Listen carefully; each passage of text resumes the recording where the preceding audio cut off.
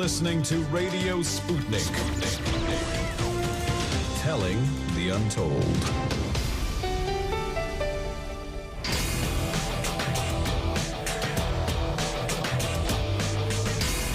Fault lines. Live from across the divided states of America, it is time now for another edition of the most disruptive show, covering news, politics, and events from across these disunited states and the increasingly divided surface of our globe. In the Independent Corner, I'm your political analyst, Shane Stranahan. And in the left corner, I'm the indefatigable, a burning ember in the darkness, your political analyst, Jamarl Thomas. And together we are Fault Lines with Thomas and Stranahan. All right, good morning, everybody. Hope you're all doing well this fine Tuesday morning. It's August 14th. We're nearly to the middle of the month, and we're back on the air again. Oh, pardon me, September 14th. Thank you. How are you doing this morning, Jamarl? So far, so good. Good. Car accident this morning, so that always sucks. But I got here on time, so no issues. Jeez. Yeah. They really packed it in there, man. It was very weird, man. It was like two vans or something. It was like a medical van and this other van. One van looked like it was just torched. Like, I mean, the thing was completely destroyed. You had cop cars, ambulance, fire department, all of those streets, all the lanes were blocked. Wow. Yeah, it was pretty bad. That's bad. Somebody took a very bad ending early this morning. Yeah, in a medical van, too. Yeah. There's an ambulance kind of thing. It was one of those transport vans, like if they were taking somebody to dialysis or something like that, or to the hospital. So, yeah, hopefully the people are okay, but they look bad. They look really bad. That sounds bad. I'm going to try to move on quickly to get that image out of my head, but I want to say it's soft. That doesn't sound good, and I hope they are okay to the extent that they can be. With that, let's get into the headlines here. First up in COVID news, there are about 261,340 new COVID cases reported in the U.S. yesterday. That's much, much higher than it was the day before, and it ends the week-long downturn that we'd seen, basically, where last week it seemed like the numbers were going down. Then they're going back up, in terms of the cases at least. The deaths have still been rising consistently. There's the lag, usually, of course, between deaths and cases, which makes sense. You get more cases, it takes a while for people to get fully sick, and then some of them to die. Nevertheless, we thought for a little while there the numbers would be going down, or at least that seemed to be what was happening. No, it's I never thought that. they're going back up. Yeah, I never thought that. It was just the chart. It's just what happened on the chart. And on Mondays, the numbers tend to drop anyway for some reason, which I still don't quite understand. No, but I'm talking about last week. Oh, okay. Like, if you look on the chart, then the numbers had started to go back down. We're ticking down. And then today, at least, aggregating whatever collection of numbers from over the weekend, back up. Collating that data, it's not way back up. Yeah, 260,000 is nothing to sniff at. That's near the peak. I think the peak is around 300,000. Anyway, there were about 1,730 deaths reported yesterday as well. Over the past week, there have been an average of about 172,000 cases per day. That's an increase of 8% from the average 2 weeks earlier. 54% of the total American public has been fully vaccinated at this point, and 63% of residents have received at least one dose of a COVID vaccine. As of this morning, the coronavirus has infected 41,289,000 people across the United States, and it has killed 661,579 people. In national news, yesterday, Secretary of State Antony Blinken reported to members of the House Foreign Affairs Committee that there are still around 100 Americans in Afghanistan who wish to leave. He also specified that this number was a snapshot and would change over time. Blinken, however, stated that the number of U.S. green card holders and permanent residents who remain in Afghanistan cannot be known because they do not track this data. So let's hang on for a second. I see your face does like the wait, what? kind of a thing at the exact right moment there. They don't track how many American green card holders and Americans basically are in Afghanistan. Wait, why? I thought. How could they not track that? How could they not track that? We have computers, right? We invented computers to track these things. Partly, was effectively a war zone. Looked like you would know what Americans are in the country or not. I mean, yes. that's very bizarre. I mean, do people just go to Afghanistan just for kicks? Like this is not like going to the Bahamas. Well, Ted Rall does. Well, Ted Rall does, yeah. But this is not like going to the Bahamas where people just kind of blend in. You would think if you're getting to Afghanistan, there would be a specific reason for you to go. I didn't realize that they just let people kumbaya in that way. That's very well, weird. and Austin brings up the point, which is they have passports that like get stamped, right? And your passports have like an RFID chip. They get read when you go through the airport. The assumption is that there's like a database that you're being linked up with in some way. I'm guessing, right? You'd think. I don't know, man. Especially disturbing. as war-torn and fraught a country as Afghanistan has been for American visitors, you would think that we would try to keep tabs on where people are. But hey, you know what? We were talking after the show the other day about the resuscitated interagency task force to like reunite families. The name of it's passing me by, but basically the Biden administration putting together this team to go and find approximately 100 members of missing families to reunite them with families at the border. We could launch another one in Afghanistan. We could do the same thing here, right? That's what it would take. I want to come back to this because This is so weird. It is. I can't believe they don't have track of that. That just seems so bizarre to me. Yes. The question that comes to my mind, we'll come back to it. There's a question that I'll come back to. In national news, continuing, a new poll by Axios Ipsos shows that the majority of the American people support Biden's vaccine mandates on requiring all federal employees to be vaccinated. 33% of Republicans, 84% of Democrats, and 61% of independents were in support, or requiring businesses with 100-plus employees to either vaccinate or undergo regular testing. 30% of Republicans, 84% of Democrats, and 62% of independents were in favor of the policy. So about the same, honestly. Slightly fewer Republicans, very slightly more independents. In international news, thousands of tons of oil are being unloaded from an Iranian tanker in Syria. That oil will be moved to Lebanon, a country that is currently being racked by fuel shortages and a deeper economic and political crisis. The shipment is being organized by Lebanese-based political and militant group Hezbollah and is being imported through Syria to avoid involving Lebanon in sanctions on Iran.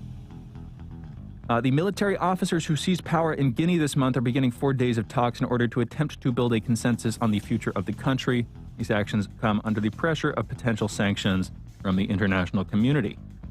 Southern Chinese cities closed schools in order to test millions of children for COVID-19 cases as cases begin to spike in the country due to the Delta variant. Austin is saying that he thinks it's interesting, because he thought that they eliminated new cases. So wait, why are they testing these big batches of kids? But hey, Austin, maybe. You know about China? Yeah, exactly. Of course you're going to keep testing. But maybe you're going to keep testing because you want to make sure that there aren't cases. Yeah. I mean, you don't take it, as an act of faith that everything is good. No. But also, I don't want to have a one-sided argument here, Austin. If you want to, when this is over, feel free to come in and get your piece in too. In business news, Chinese property developer Evergrande has revealed that its property sales have fallen by half over the summer as angry investors reportedly descended on the company's headquarters. There are fears that the collapse of Evergrande would affect the wider Chinese economy. Massive real estate firm. Let's take it into our post-headline segment. Those are our headlines. You're listening to Fault Lines with Thomas and Stranahan. And Andre, when I say segment, I really just mean after the audio. Anyway, coming back to the story we were talking about earlier with the inability to track or really know the exact number or whereabouts of... I would have never admitted that. ...of Americans in Afghanistan. Yeah, that's a pretty bad thing for Blinken to admit. And what it brings to my mind, the question that I was bringing up earlier, I wanted to ask was, I thought if we can't get all the Americans out, then Biden is really done here. This is going to be the big thing for him in some sense. Maybe COVID too, but this was so bungled. And then you have this window that the Taliban has given us to get people, anybody who wants to leave, okay, let's get them out. Specifically, okay, forget the Afghanis. Even if they helped us, even if they're existentially, mortally dependent on our assistance because they were assisting us. And of course, by leaving them there, we're leaving them under threat of death. But forget them for a second. We should just get the Americans out, right? That was the thing for a little while. Get any able-bodied American who wants to get out of the country. And even non-able-bodied Americans too.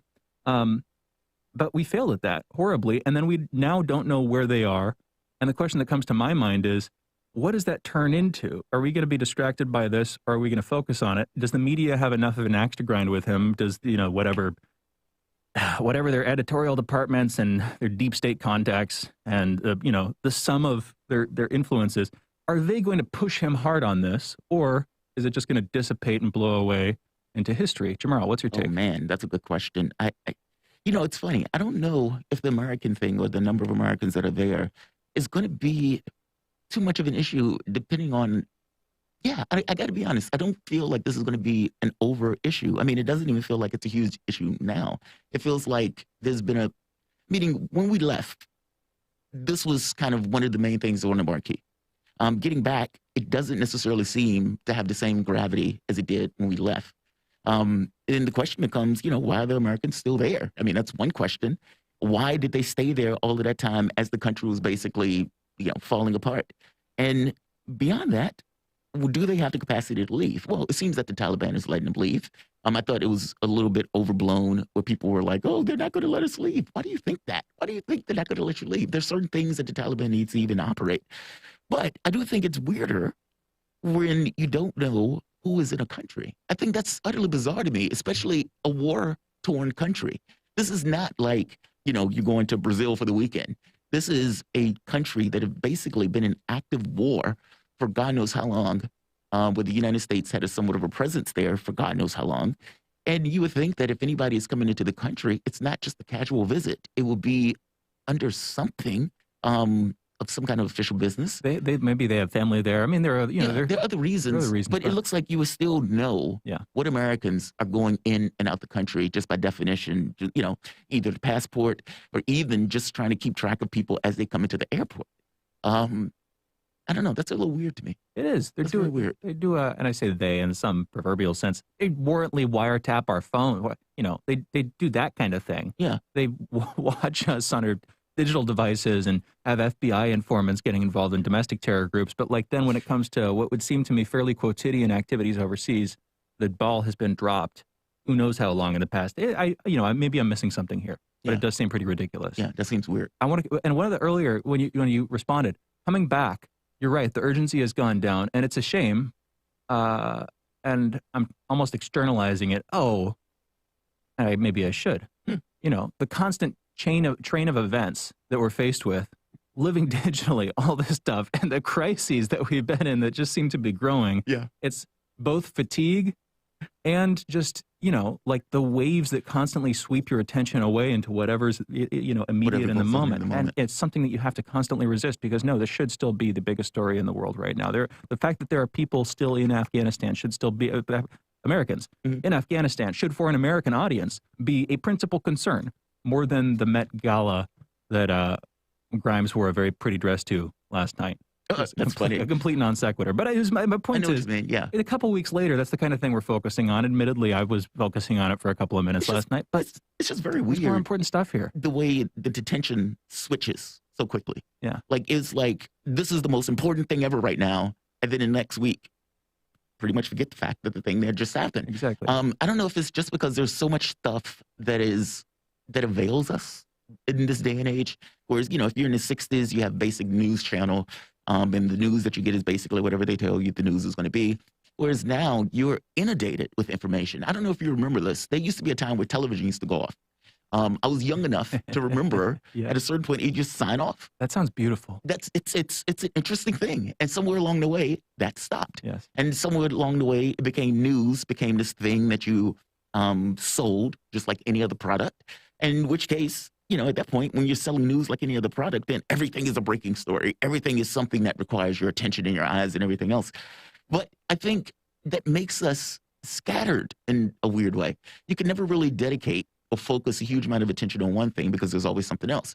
So it's like, okay, yeah, all of the things are taking place in Afghanistan. And then you go on Twitter, Mississippi teachers beg for help after more than 18,000 students catch COVID in 1 month. Whoa, that sounds pretty important. And then you go, 10 million Americans are going to be evicted from their homes. Wow, that seems pretty.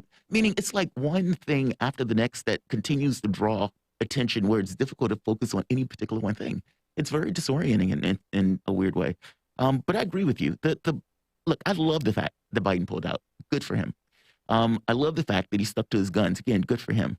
The issue is not so much that he pulled out. It's not even that he stuck to his guns. It's that he didn't seem to know what was going on at any particular moment as it went through. And, if there are Americans that are left there, I guess the catch is, are those Americans going to be able to leave? Well, it seems that they are.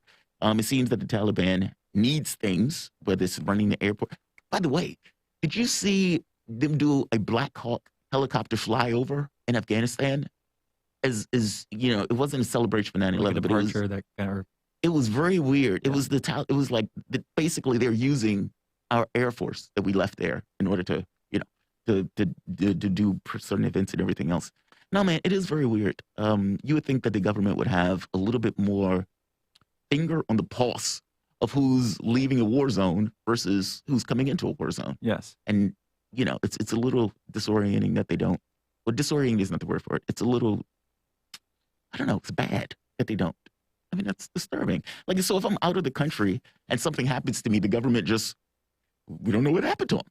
It's like, how can you not know what happened to him? Well, Didn't he have a passport? Didn't he have to stamp it? Okay, so now let's get into the factual breakdown is, for whatever reason, they're incompetent enough that they don't know where these people are.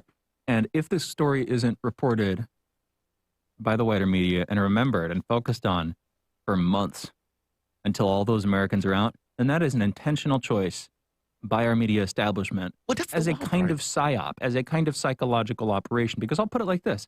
If they wanted to, they would make this the story. This is a huge story. This is objectively a very big deal.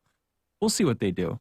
I mean, for them to put so much emphasis on it, and then all of a sudden, okay, now we're moving on to something else. It's just strange. Well, we'll see. It's still early. You know, it's only coming out this morning. We'll see. Yeah. Or within the last day. We'll see. Yeah, but that's unfortunate. Not this morning. I don't know how you lose track of people like that. Yeah. Especially, again, a war zone. Yeah. Like, that seems that it would be something that they would keep and pay attention to. But, you know, they did the same thing with Trump. So I don't know if you remember, well, yeah, you remember this because you were following at this point. During the time where there was like, Donald Trump was going to get caught, meaning they were having the Mueller investigation. And it was the end of the Mueller investigation. And people rushed out. The newspaper wanted to see it. They attacked this man for 3 years, saying he was working with the Russians. And they immediately opened the document and was like, all right, well, there's not going to bring any charges, but let's see this other page. It's like, whoa. You're skipping over the main thing in order to see whether some ancillary charge or something like that. It's like, come on, that's so pathetic. They do this all the time. It just seems to be par for the course these days, and that's unfortunate. It is, and I think that's why I'm trying to bring it to that angle for just a second. It's intentional. Like, what they choose to cover, what they choose not to cover is intentional. Yes. And therefore, it should be damning. If you have if you try to have an objective moral sense and you learn about this stuff and you're like, wait, why are they not focusing on it? They know about it, but for whatever reason, they're not prioritizing it. Instead, they're prioritizing whatever other news of the day. You get my point. Yeah, I do. For me, though, I don't believe that there's an issue with Americans leaving Afghanistan. Meaning, it doesn't seem like the Taliban are saying, no, you can't. That doesn't seem to be what's taking place.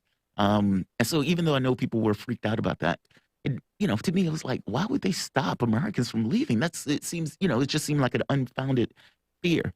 But that's a secondary conversation to whether or not they should know who's in the country. Yes. Those are two different things. Yes. So, but let's close it out. Yeah. Those were our headlines. Again, you're listening to Fault Lines. We're going to be going into our break and coming back in a minute with our soapbox segment, Jamarl's monologue, and another 2.75 hours of this morning's show. Again, you're listening to Fault Lines. Be back on the other side of this short break.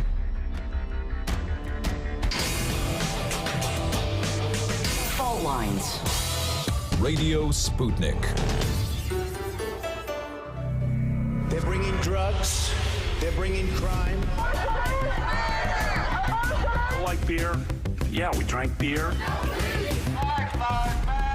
Whoever's in charge, and I want them recorded. Let's talk about that. Discussing all the controversies and news across the disunited states of America. Tune in to Fault Lines every weekday from 7 to 10 a.m. Eastern, only on Radio Sputnik.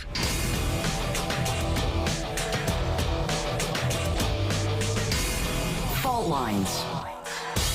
Welcome back to Fault Lines on Radio Sputnik. My name is Jamarl Thomas. I'm joined with my co-host Shane Stranahan, coming to you live out of our station in Washington, D.C. If you guys live in the area, you can catch us on radio at 105.5 FM and 1390 AM. We're also in Kansas City at 102.9 FM and 104.7 FM.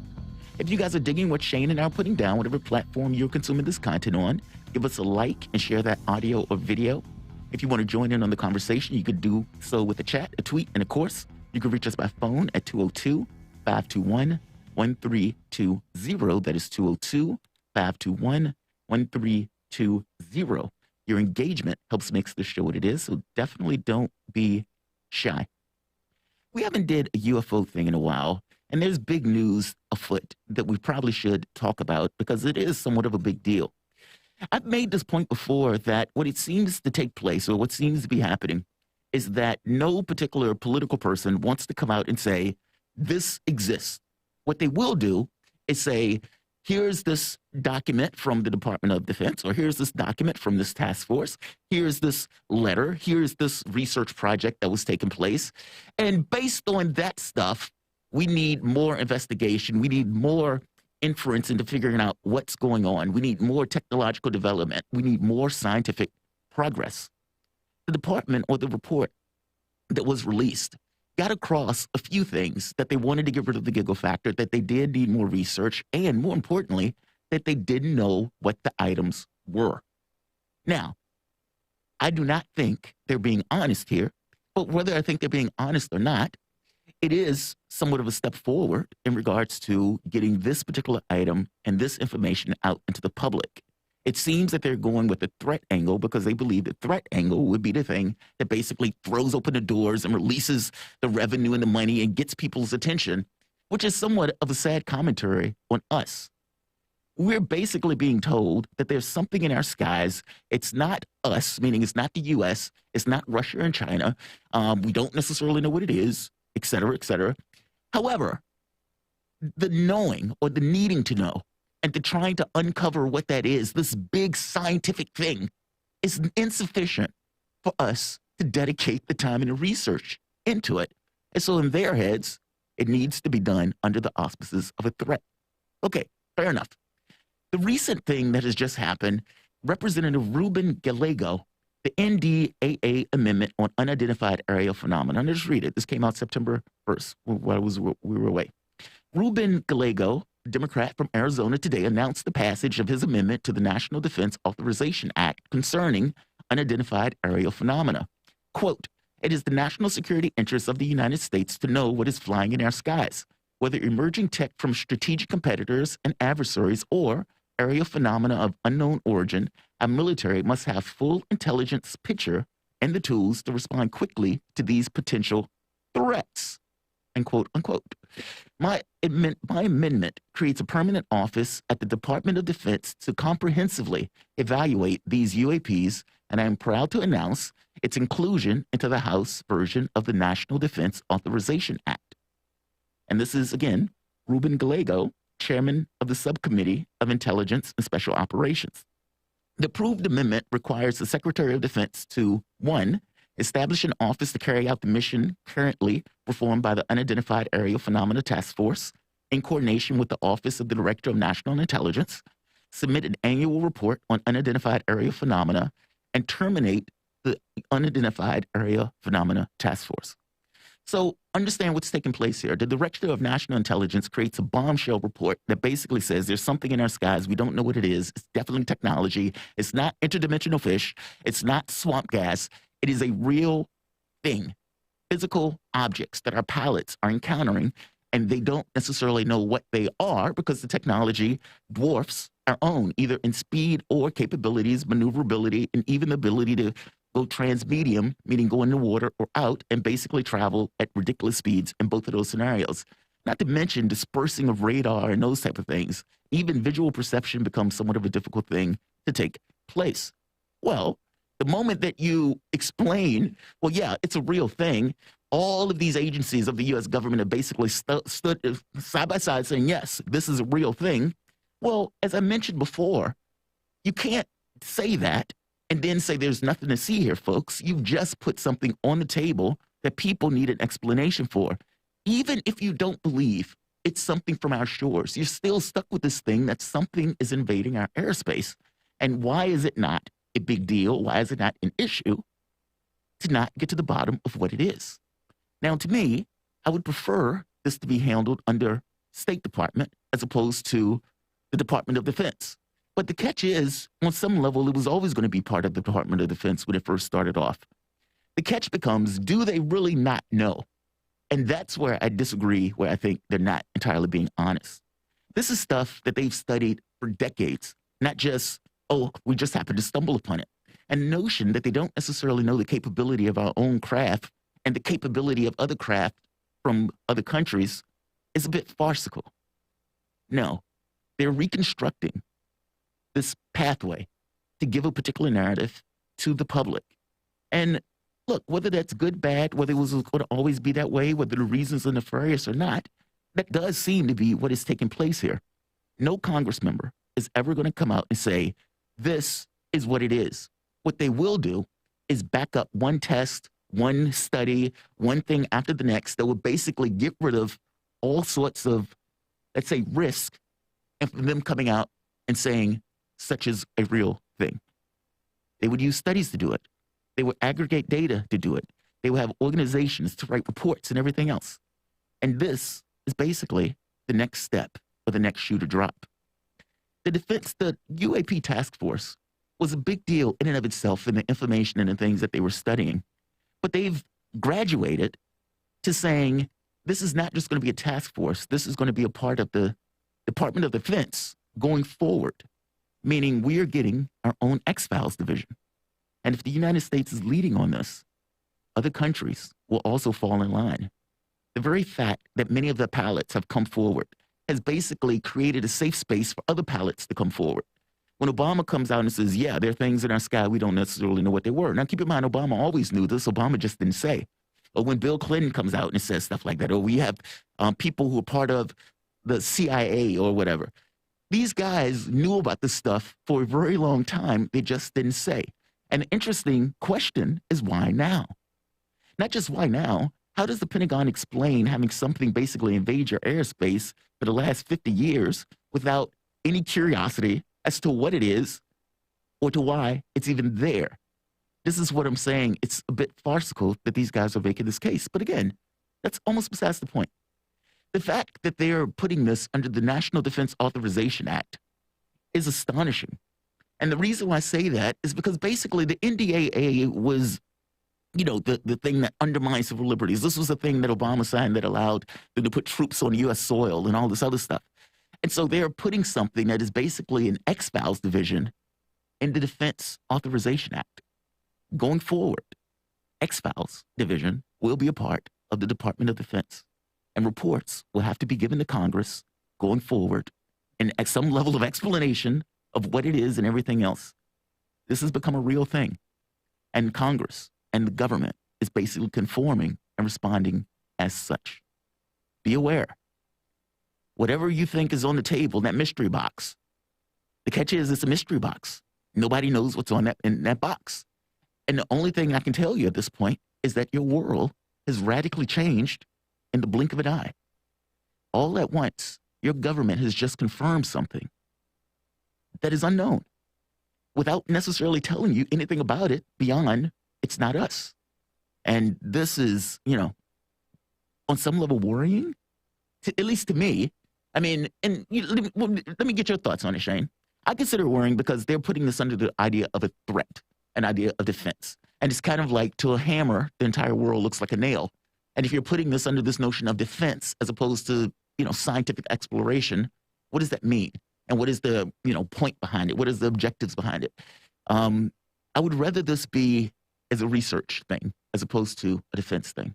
And look, and by the way, we've had Avi Loeb on, and you know he's doing this new project, getting the universities and everything else involved. The Galileo project, right? That's right, the Galileo project. So there's a civilian aspect of this where they're doing research at the various universities and everything else, and he's been able to get money behind it.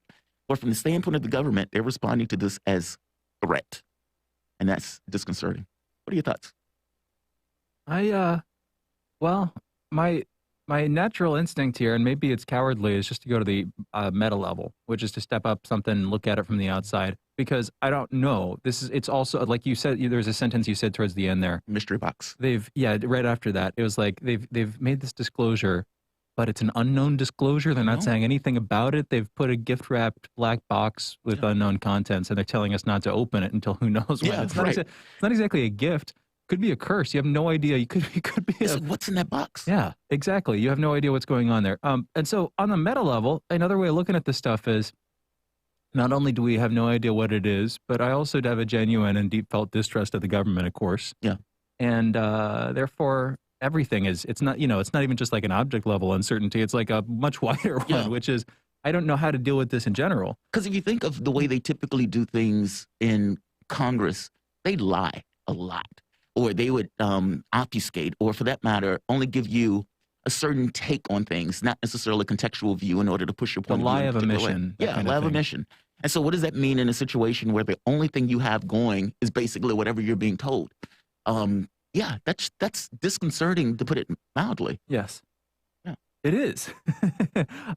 I'll be honest, I don't have too much to say about it, so I think we should go to our break so we can get to our guest. Yeah, that's very cool. Yeah, we've talked about this stuff in the past, and my take then is what it is now. I want to see what it is because it's super exciting, but I distrust the government.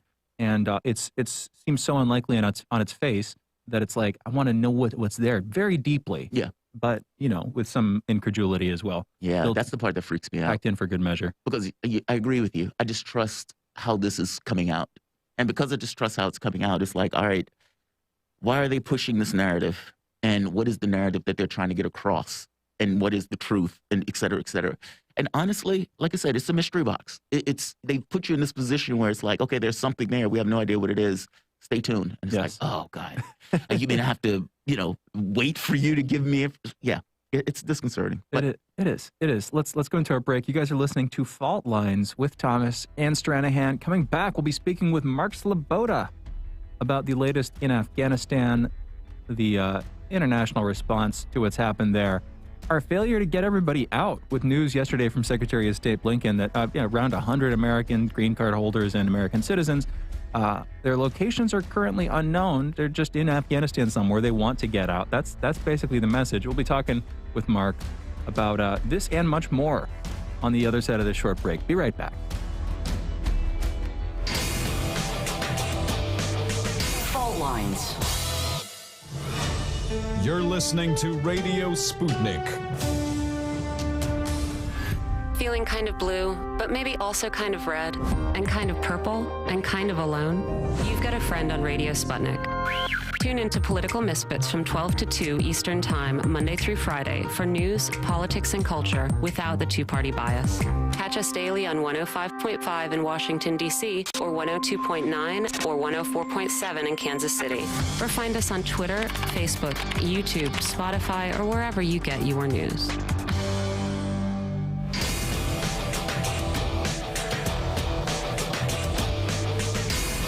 Fault lines. And we're back. You're listening to Fault Lines with Thomas and Stranahan. And I am happy to announce we can go to our guest, Mark Sloboda, international relations and geopolitical analyst, also a frequent guest on this show. Follow Mark on Twitter at MarkSloboda1. Find him on Facebook at facebook.com/Gramsci. Mark, thank you for joining us this morning or afternoon your time. How are you doing? Shane, Jamarl, thanks for having me. It's always an honor and a pleasure to be on Fault Lines. It is an honor and a pleasure to have you, always on our end as well. Let's get into it. Afghanistan is now 1 month later. Of course, this past Saturday, America had a bitter holiday, bitter commemoration 20 years later after 9/11. That was the planned withdrawal date from Afghanistan under Biden. Things got expedited, intentionally or unintentionally. It's still hard for me to tell. Last month, when the Taliban took over Kabul far earlier than official estimates by the U.S. revealed we thought they would. So they're in charge now, basically. And the news from yesterday, Secretary of State Blinken says about 100 American green card holders and American citizens want to get home, but are in Afghanistan, whereabouts unknown. I'm hoping this is going to have deep political repercussions here in the States, but the last month, I would assume, has had pretty deep political repercussions around the world in terms of the United States standing. I'm curious, again, let's start with Russia, because you're, I believe, based in Moscow. Let's start with Russia. Yes. A month later, what's the attitude as it comes to America? Right now, it almost feels like we're sort of trying to move on, like the American media, had its moment of hitting Biden, and now, late last week, the vaccine mandate story hit with federal employees, having to get vaccinated basically under Biden. That story hit. And it seems like this week, maybe the tune is going to change, even though this news from Blinken yesterday is huge. That's here. I'm curious, how have things been going over there? What's the take from Moscow? Mark? Well, of course, because it is not Russia in retreat, withdrawing from Afghanistan, it is not as much a focus of the news, particularly a week after.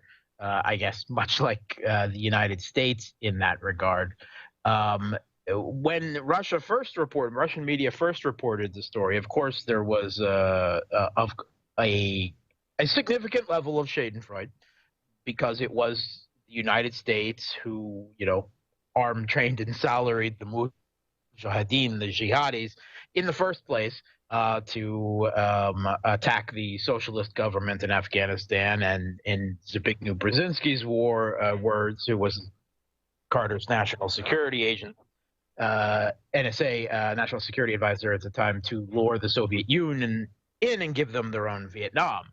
and the rest is history from there. So there was a bit of Schadenfreude, but more than that, on a more serious level, there was a bit of somberness because the Russian people, as part of the Soviet Union, have kind of trauma memories of Afghanistan. I mean, the fatality rate wasn't that incredibly high. It wasn't certainly like a World War II, but it was definitely a then superpower shaking event, which had, and I don't think it caused the Soviet Union to collapse, but it did definitely kind of play into everything that happened afterwards. But right now, people are more concerned about security because Russia has a number of treaty allies right directly on the border with Afghanistan. Uzbekistan, Tajikistan, they're part of the Collective Security Treaty Organization, the Russian analog, loose analog to NATO. So Russia has security obligations to help protect those countries.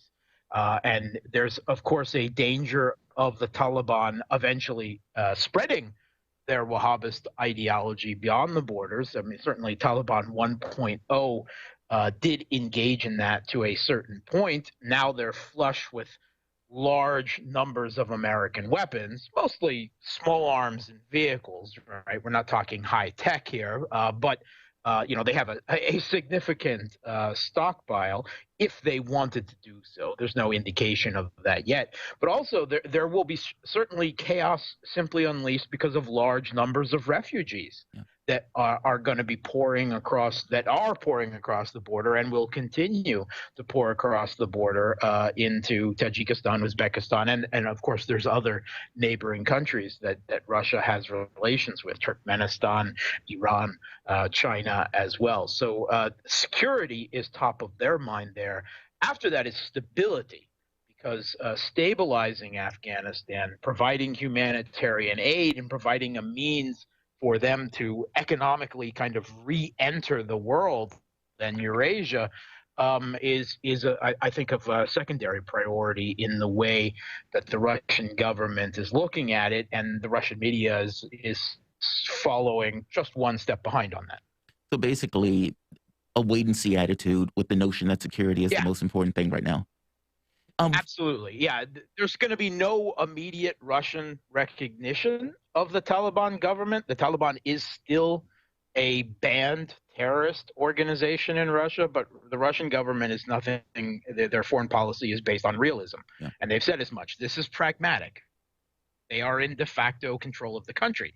They have just, maybe not defeated the world superpower, but they've outlasted them. Yeah. Right? They've through sheer stubborn will and hanging in the field, the U.S. has withdrawn and left the country to them, and it fell really, really quickly, much more quickly than the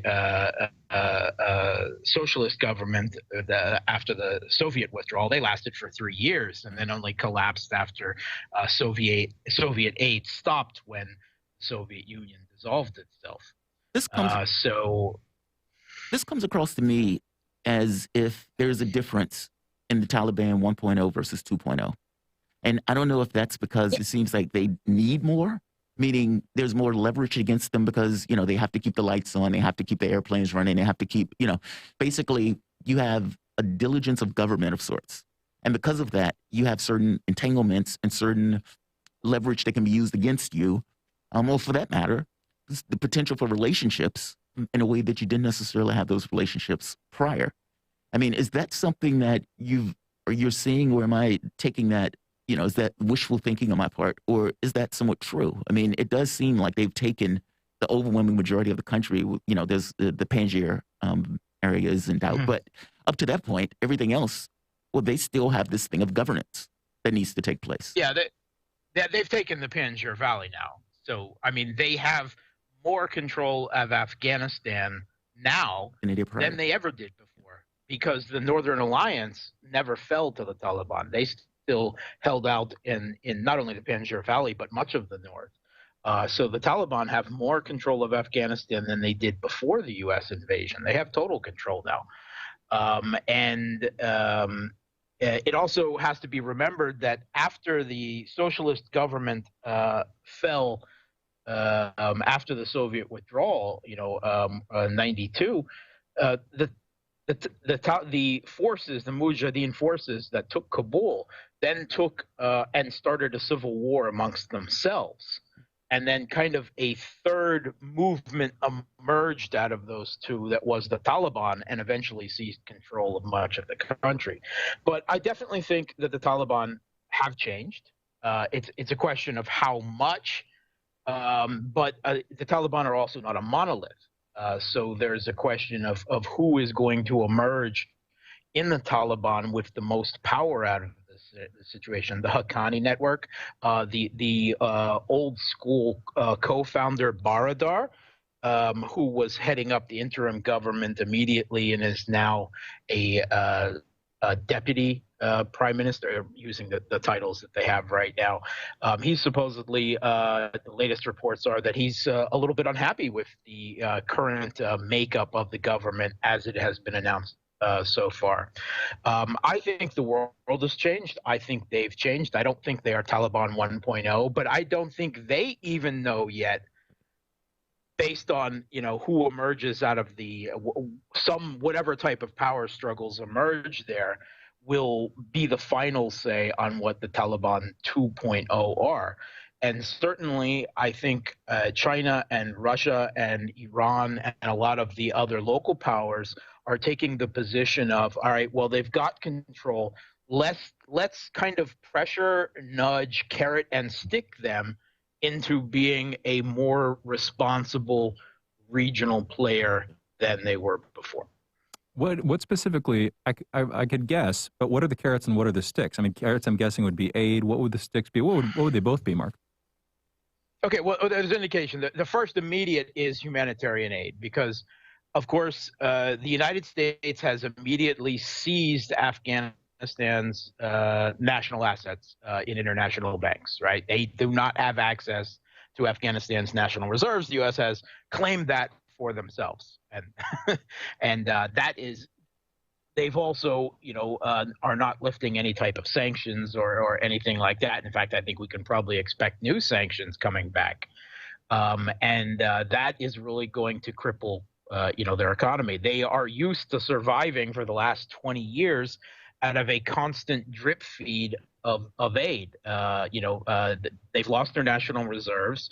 The U.S. has also cut off their IMF and World Bank aid, and the UN aid is an open question at this point. And China and Russia have already announced that they will be providing humanitarian aid immediately to try to plug that gap. But they're now facing, a spiraling currency devaluation, inflation, questions, how they are going to pay, their own forces.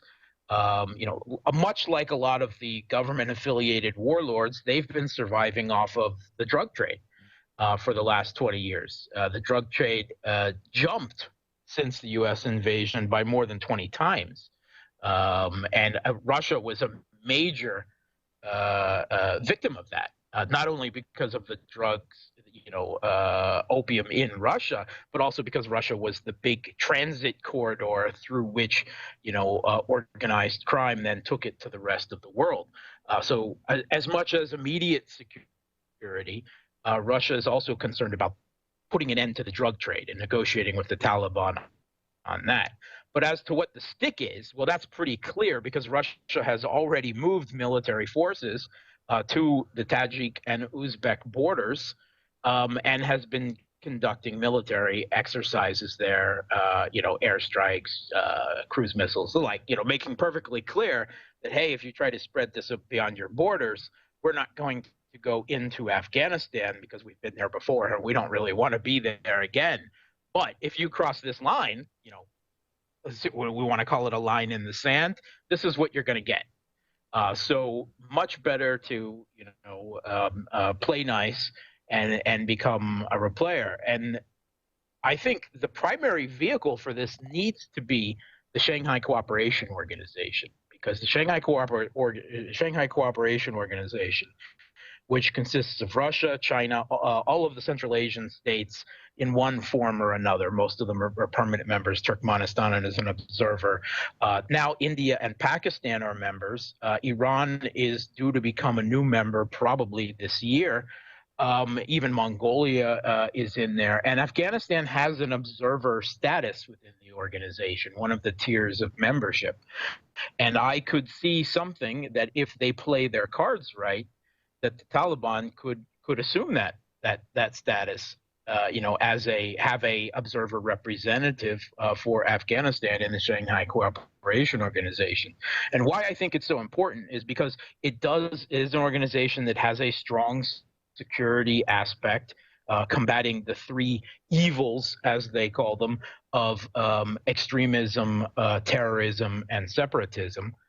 So there already is a practice there. And it is a good vehicle for managing all of the different concerns and interests that all of the regional players have in Afghanistan, because they are quite different. All right, Pakistan has been supporting the Taliban, the Pakistani intelligence services, for a long time. Since the first Taliban takeover of Afghanistan, but they certainly have assisted again. Meanwhile, India is very unhappy with the situation. They are, of course, opposed to anything that Pakistan is for. They are opposed to the Taliban takeover of Afghanistan. China is trying to immediately step in, economically with that as the stabilizer, and Russia is taking a little bit, slightly more cautious. Let's see what happens. We want to see a more inclusive government, and we want to make sure you're not going to export your ideology behind your borders, but here's some humanitarian aid to help feed your people in the meantime. So a lot of countries have a lot of different interests, and managing those interests without fighting through proxy powers in Afghanistan would definitely be the best thing for everyone concerned. Mark, I'm going to take us to a brief break here. Great conversation. We're going to be getting right back into it, continuing in this vein when we come back. We are joined on the line by Mark Sloboda. He is, for those listening, a international relations and security analyst. Follow him on Twitter at MarkSloboda1. Find him on Facebook at facebook.com/Gramsci, spelled like the Italian political philosopher.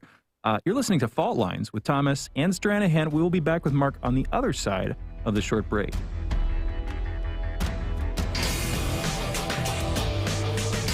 Lines. Breaking news, expert analysis, and exclusive stories, all in one place.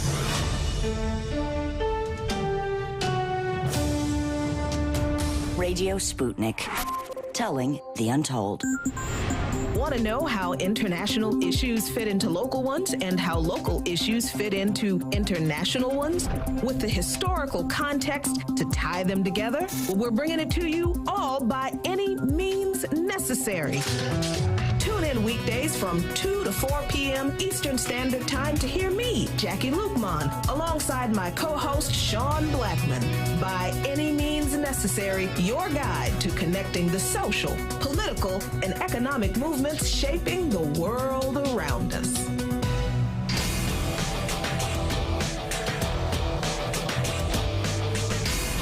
Fault Lines. Welcome back to Fault Lines on Radio Sputnik.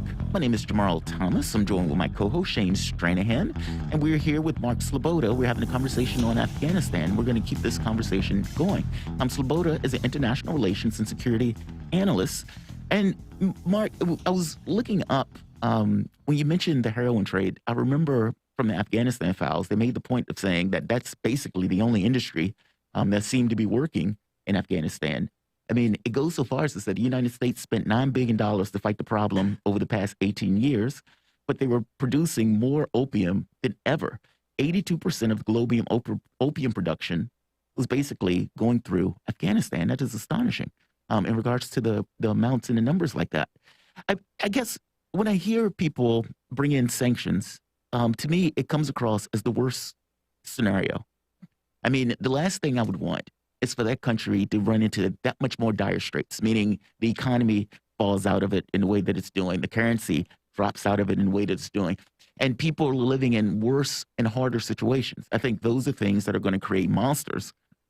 It's like you think the Taliban are bad, wait till you see what's going to come out of that country. if everything else falls out of it and everybody just abandons the country. I mean, how do you see that? I mean, I would imagine that's the reason why China is putting in aid immediately and why Russia hasn't necessarily taken this tact of being against them. But the sanctions themselves seem like it would be the worst case scenario, not the best. Yeah, first of all, I would like to say that whenever you say the U.S. was fighting the opium trade in Afghanistan, you need to put that in scare quotes. Right. Because we all know from well-documented first-hand accounts of U.S. troops who were on the ground of Afghanistan, who were charged with providing guard duty for Afghan warlords allied with the government's poppy fields. Right. I mean, so when we say U.S. was fighting the Afghan, that simply means that was a way for them to shovel more corrupt money to different players. Power players in the country. I think that when we're talking, the primary concern again of China and Russia is stability. Russia would have preferred the previous Afghan government. China almost certainly would have. Well, they would have liked, of course, a less small U.S. influence footprint in their backyards. But the alternative they recognize could well be worse. But the Taliban seems to be something that cannot be ignored at this point. They have de facto control of the country, despite 20 years of being at war with the world superpower and all of its NATO allies and its proxy government there, and the entire kit and caboodle fell like a house of cards in days. So you've got to have some realism, some pragmatism.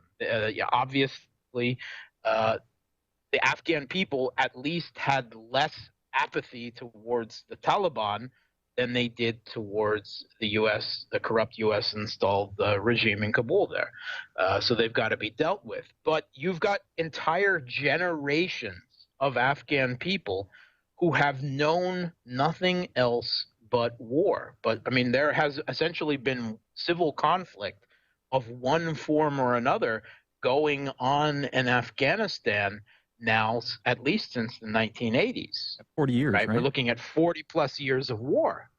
And they don't know anything else, right? They are fighters. They've grown up in it, generations, father to son, and they don't have any other skills. They don't know any other way of life. And the transition from that type of militia life to governing a country is just as strong, even I would say even more dangerous situation than with our own troops that come home from these conflicts and have PTSD and other problems, and how they transition into a normal society. They've got to transition back to governing a country, and that's why China and Russia are most concerned with stability, and the basis at the end of the day that provides stability is economics.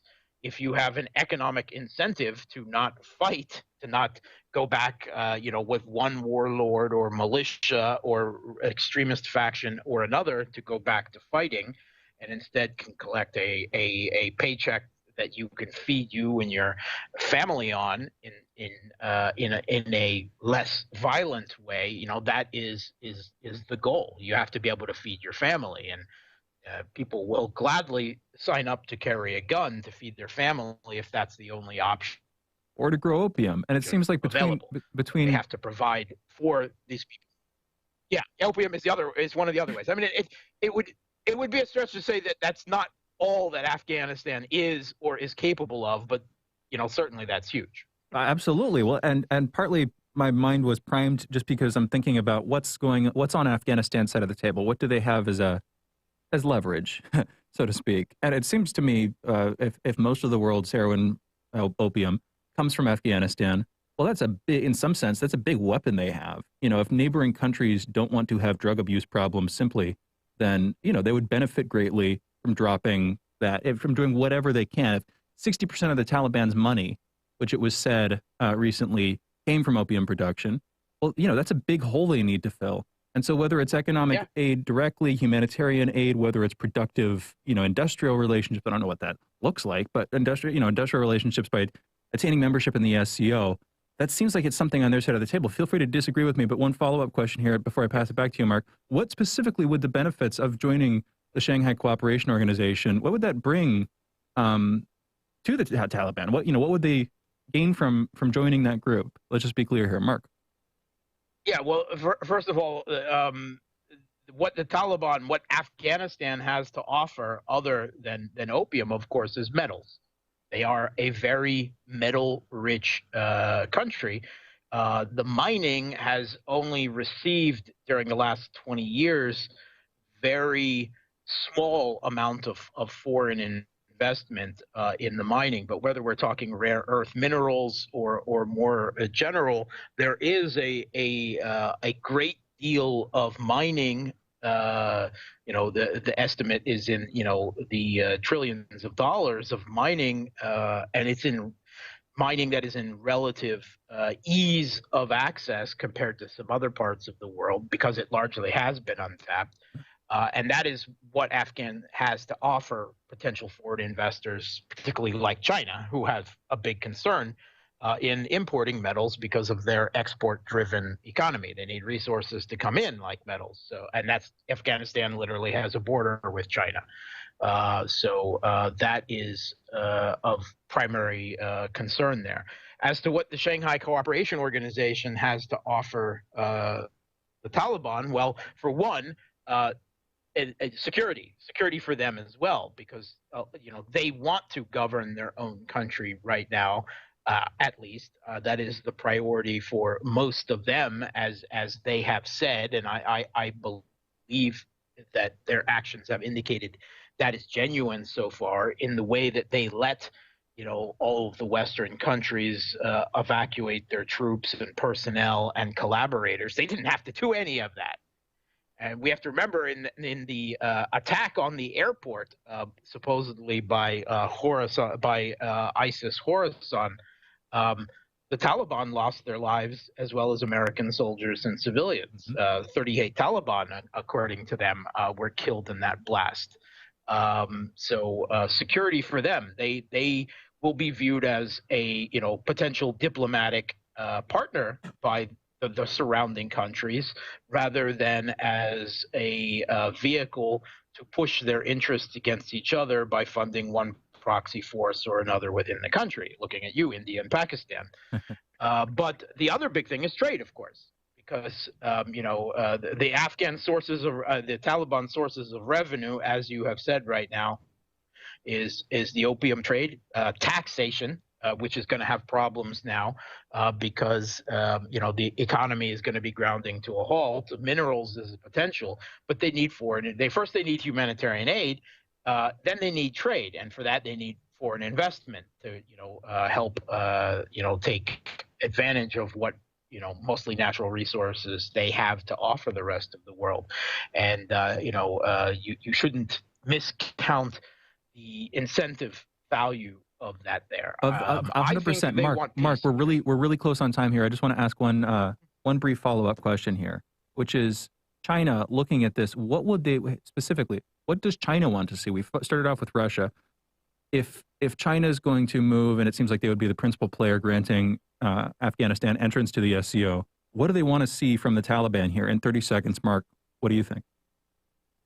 The first thing they want them to do is to stop any support or relations with the East Turkestan Islamic movement of Uyghurs, a Wahhabist faction that would help spread and serve as a base for terrorism in the west of their own country, in Xinjiang. That's the first thing they want, and the Taliban have already said that they intend to do that. So that, again, security for them right away, stability, and then the potentials for trade. But definitely the Chinese will not put troops on the ground in Afghanistan. They don't want any part of that mess either. They've learned other people's lessons. They've learned other parties' lessons on this one, at least for now. Mark, we've got to close this out. Thank you for joining us this morning. Thanks for having me. Mark Sloboda, International Relations and Security Analyst. Great guest, great conversation. You're listening to Fault Lines with Thomas and Stranahan. We'll be back in a minute with headlines and the last 2 hours of this morning's show. Be right back.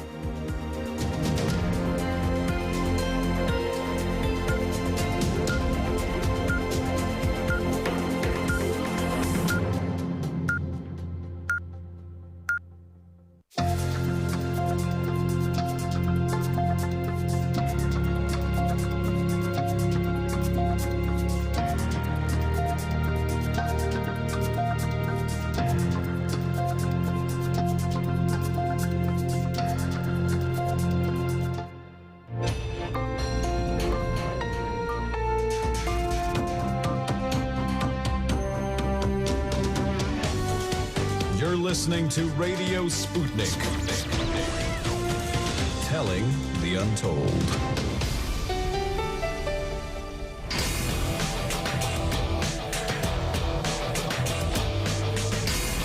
Fault lines. Live from the divided states of America, precipitously perched at the edge of this resilient and exploited globe. Welcome to your context lens for the American perspective. In the left corner, I'm your ever-vigilant, your indefatigable political analyst, Jamarl Thomas. And in the independent corner, I am your political analyst, Shane Stranahan. That would strongly imply that you are listening to Fault Lines with Thomas and Stranahan. Alrighty, let's get to the headlines. In the news, about 261,341 human beings or new COVID cases were reported in the United States yesterday, and there were 1,730 deaths reported. Over the past week, there's been an average of about 172,404 cases per day, an increase of 8% from the average 2 weeks earlier. 54% of the American public has been fully vaccinated, and 63% of residents have received at least one dose. As of this morning, the coronavirus has infected 41,289,068 people across the United States and has killed an unfortunate 661,579 men, women, and children in this country. Great. Yesterday, Secretary of State Blinken reported to members of the House Foreign Affairs Committee that there are still around 100 Americans still in Afghanistan who wish to leave. He also specified that this number was a snapshot and would change over time. Blinken stated the number of U.S. green card holders and permanent residents who remain in Afghanistan cannot be known because they do not track this data. Wow. I'm still shocked by that. How can you not track that? Keep going. A new poll by Axios Ipsos shows that the majority of Americans support Biden's vaccine mandate. On requiring all federal employees to be vaccinated, 33% of Republicans, 84% of Democrats, 61% of independents were in support. For requiring businesses with 100 or more employees to either vaccinate or undergo regular testing, 30% of Republicans, 84% of Democrats, 62% of independents were in favor of this policy. And like I said yesterday, I am also in favor of this policy, even though it's probably at 51-49. It's close, but I have greater qualms with allowing this disease to propagate itself, killing much more people as opposed to actually trying to do something about it. Heavy-handed, but such is life. Transgender mixed martial arts fighter Elena McLaughlin, a biological male, defeated her opponent via rear naked choke in Friday's debut fight. McLaughlin, 38, began transitioning in 2010 after leaving the U.S. Special Forces. The transgender fighter beat Celine Provost, a biological female, 3 minutes and 32 seconds into the second round. That silence is Jamarl shaking his head slowly. Yeah. For non-video listeners. Yeah. Let's keep going. Let's keep going. Thousands of tons of oil are being unloaded from an Iranian tanker in Syria before it would be moved to Lebanon, a country currently racked by fuel shortages and deeper economic and political crisis. The shipment is being organized by Lebanese-based political and militant group Hezbollah and is being imported through Syria to avoid involving Lebanon in sanctions on Iran. The military officers who seized power in Guinea this month are beginning 4 days of talks in an attempt to build a consensus on the future of the country. These actions come under pressure of potential sanctions. And if I'm not mistaken, this was the country where many of these guys were trained by U.S. Involving this coup, right? I remember this. This was a story that basically recently broke, and these guys were basically trained by the U.S. Southern Chinese cities closed schools in order to test millions of children for COVID-19 as cases began to spike in the country due to the Delta variant. Today alone, China has reported 59 new domestic transmitted cases in the Fujian province. There are currently more than 100 cases in the province. If you have an iPhone, you may want to update it right now. Apple has issued an emergency security update after it was found that Pegasus malware from Israel NSO Group was able to infiltrate iPhones, Macs, and Apple Watches without even requiring the user to click anything. This is the first time a zero-click exploit has been caught and analyzed.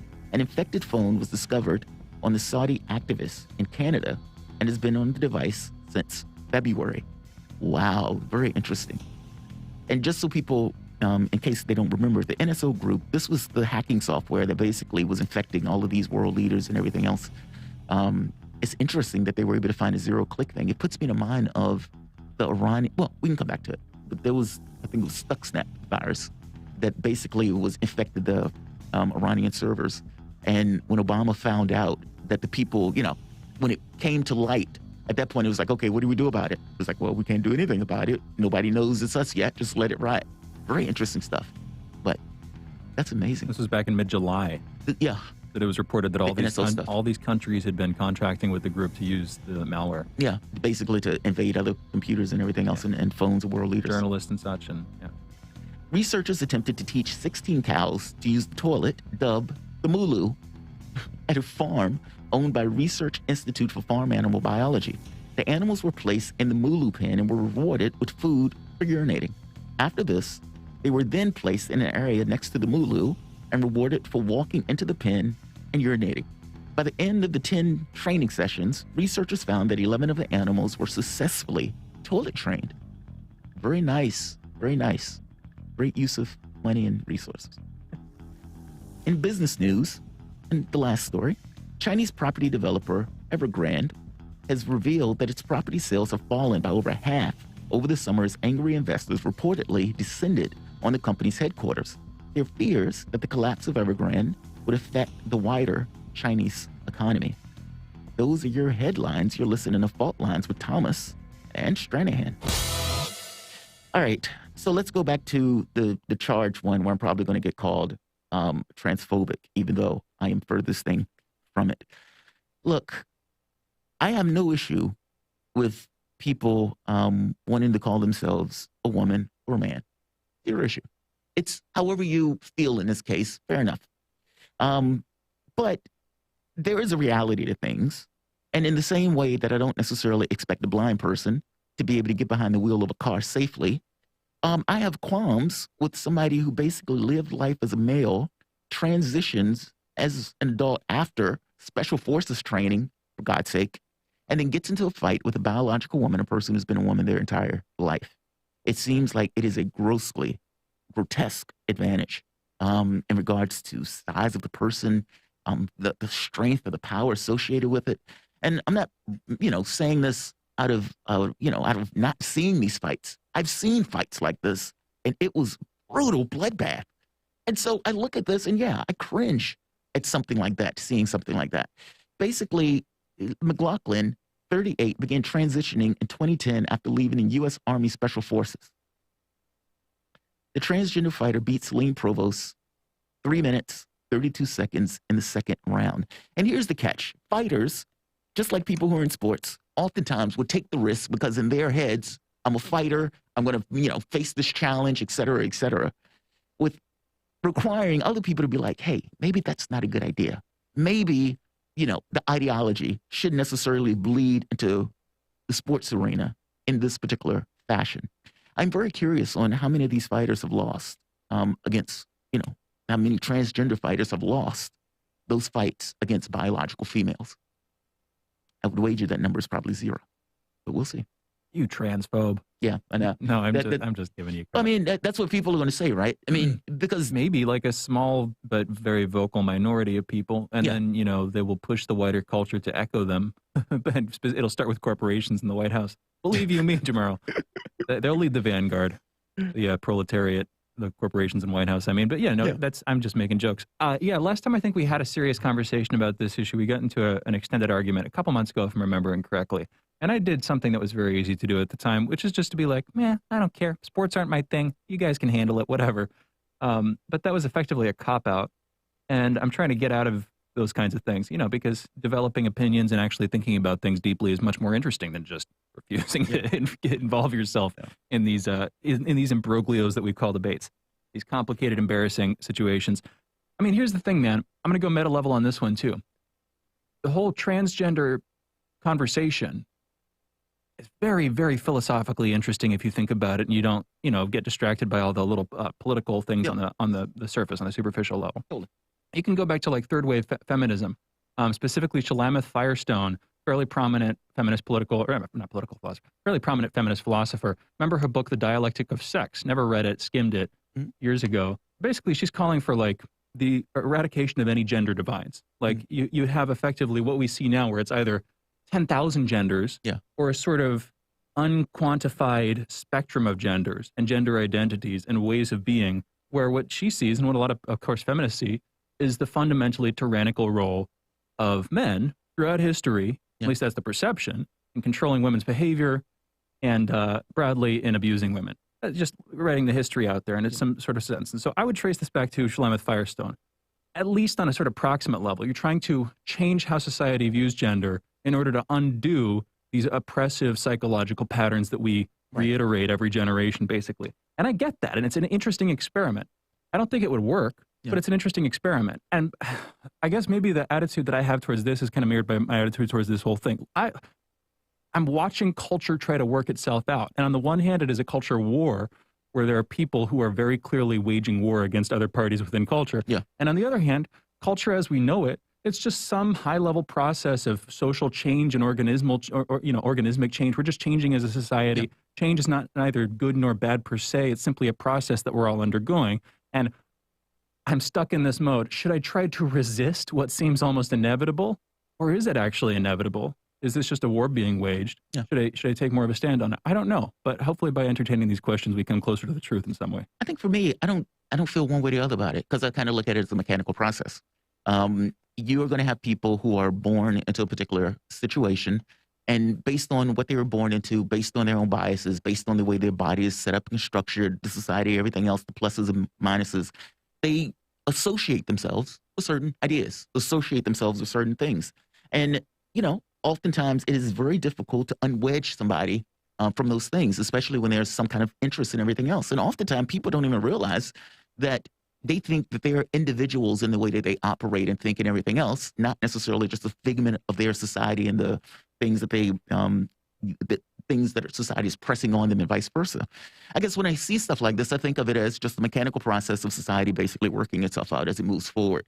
And there are certain things that it would appropriate and certain things that it wouldn't. So let's say race, for example.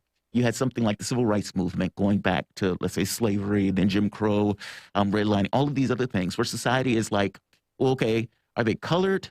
Are they Negroes? Are they et cetera? And that stuff changes over the course of time.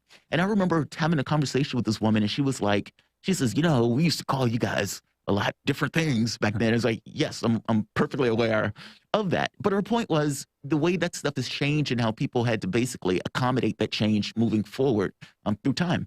So I consider that basically something similar where how we view this stuff will change over time in one way or the other, hopefully towards this notion of expanding liberty, expanding freedom for the various people in the society and everything else. So I think that point is straightforward.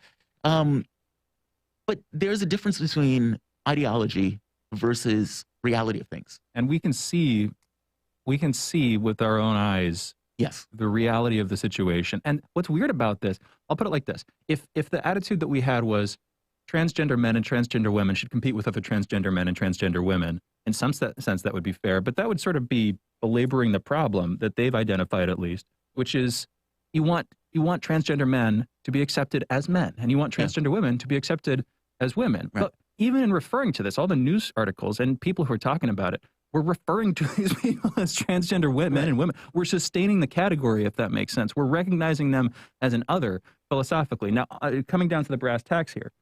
But they are literally transgender. Yes. So I get this notion, I don't want to be excluded. Okay, fair enough. I get that.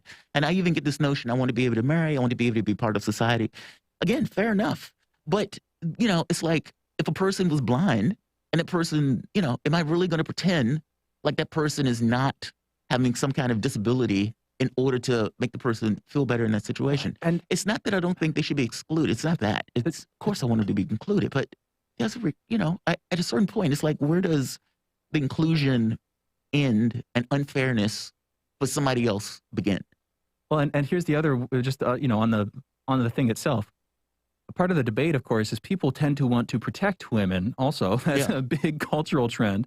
And so, if you're on one side of the debate and you see a transgender woman as a man, then you see a man attacking a woman, and you're like, let's protect her. On the other hand, if you see the transgender woman as a woman, then you're like, wait, what are you doing? Why you're sort of violating the category. And of course, the whole point here is trying to reach acceptance and inclusion in the same way that LGB, members of society have increasingly gained inclusion over decades. I get the whole thing.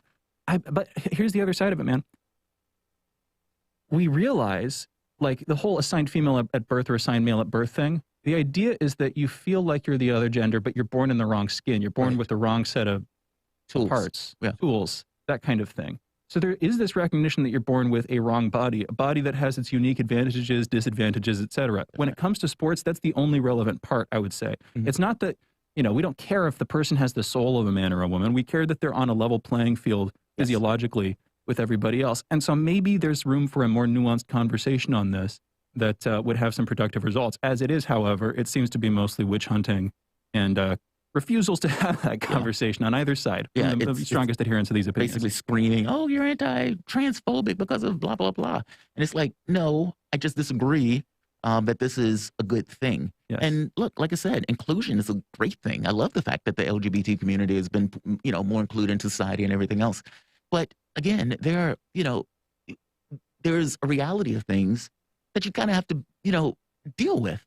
And just trying to wishing it away, meaning, I'm a man either way in every situation.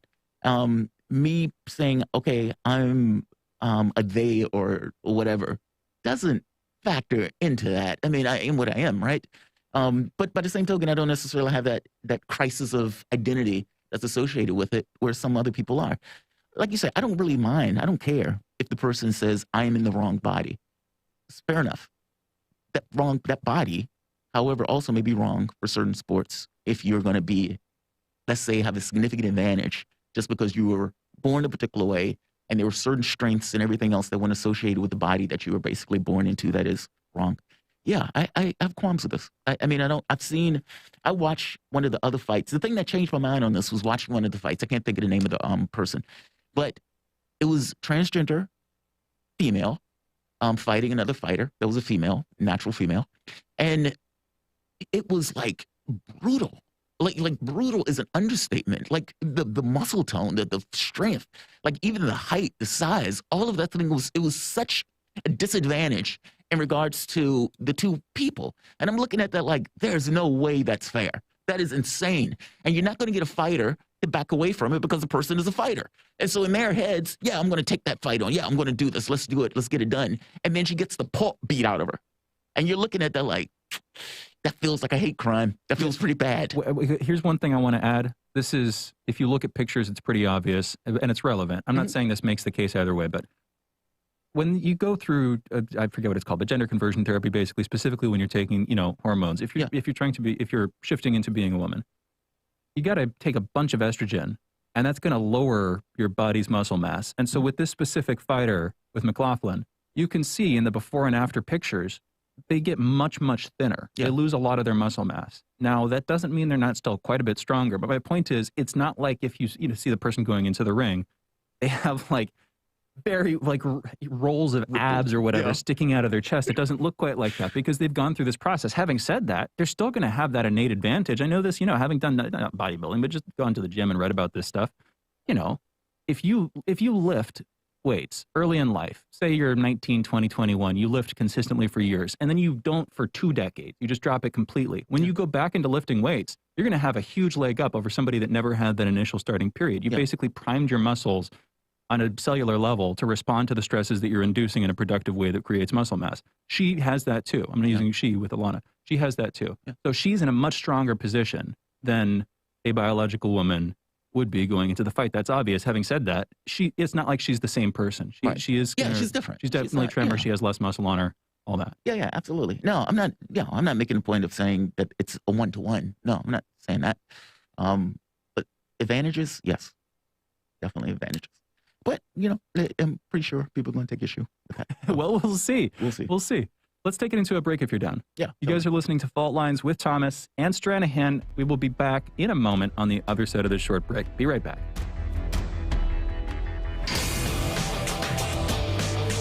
Fault Lines. Want to talk? Get in touch with us at radio@sputniknews.com. Hi, I'm political analyst Garland Nixon. And I'm political scientist, author, and nationally syndicated columnist Dr. Wilmer Leon. We're the co-hosts for The Critical Hour, airing Monday through Friday from 6 to 8 p.m. Eastern Time here on Radio Sputnik in Washington, D.C. We close out your day with a thorough and hard-hitting analysis of the day's top stories where we bring in brilliant scholars, authors, and investigative journalists from around the world. And on Fridays, it's panel time, when we do a roundup of the week's most important issues. Join us to keep up with the world's top stories. Enjoy an in-depth analysis. And have a little fun along the way. Listen to our show. The Critical Hour, Monday through Fridays on Radio Sputnik.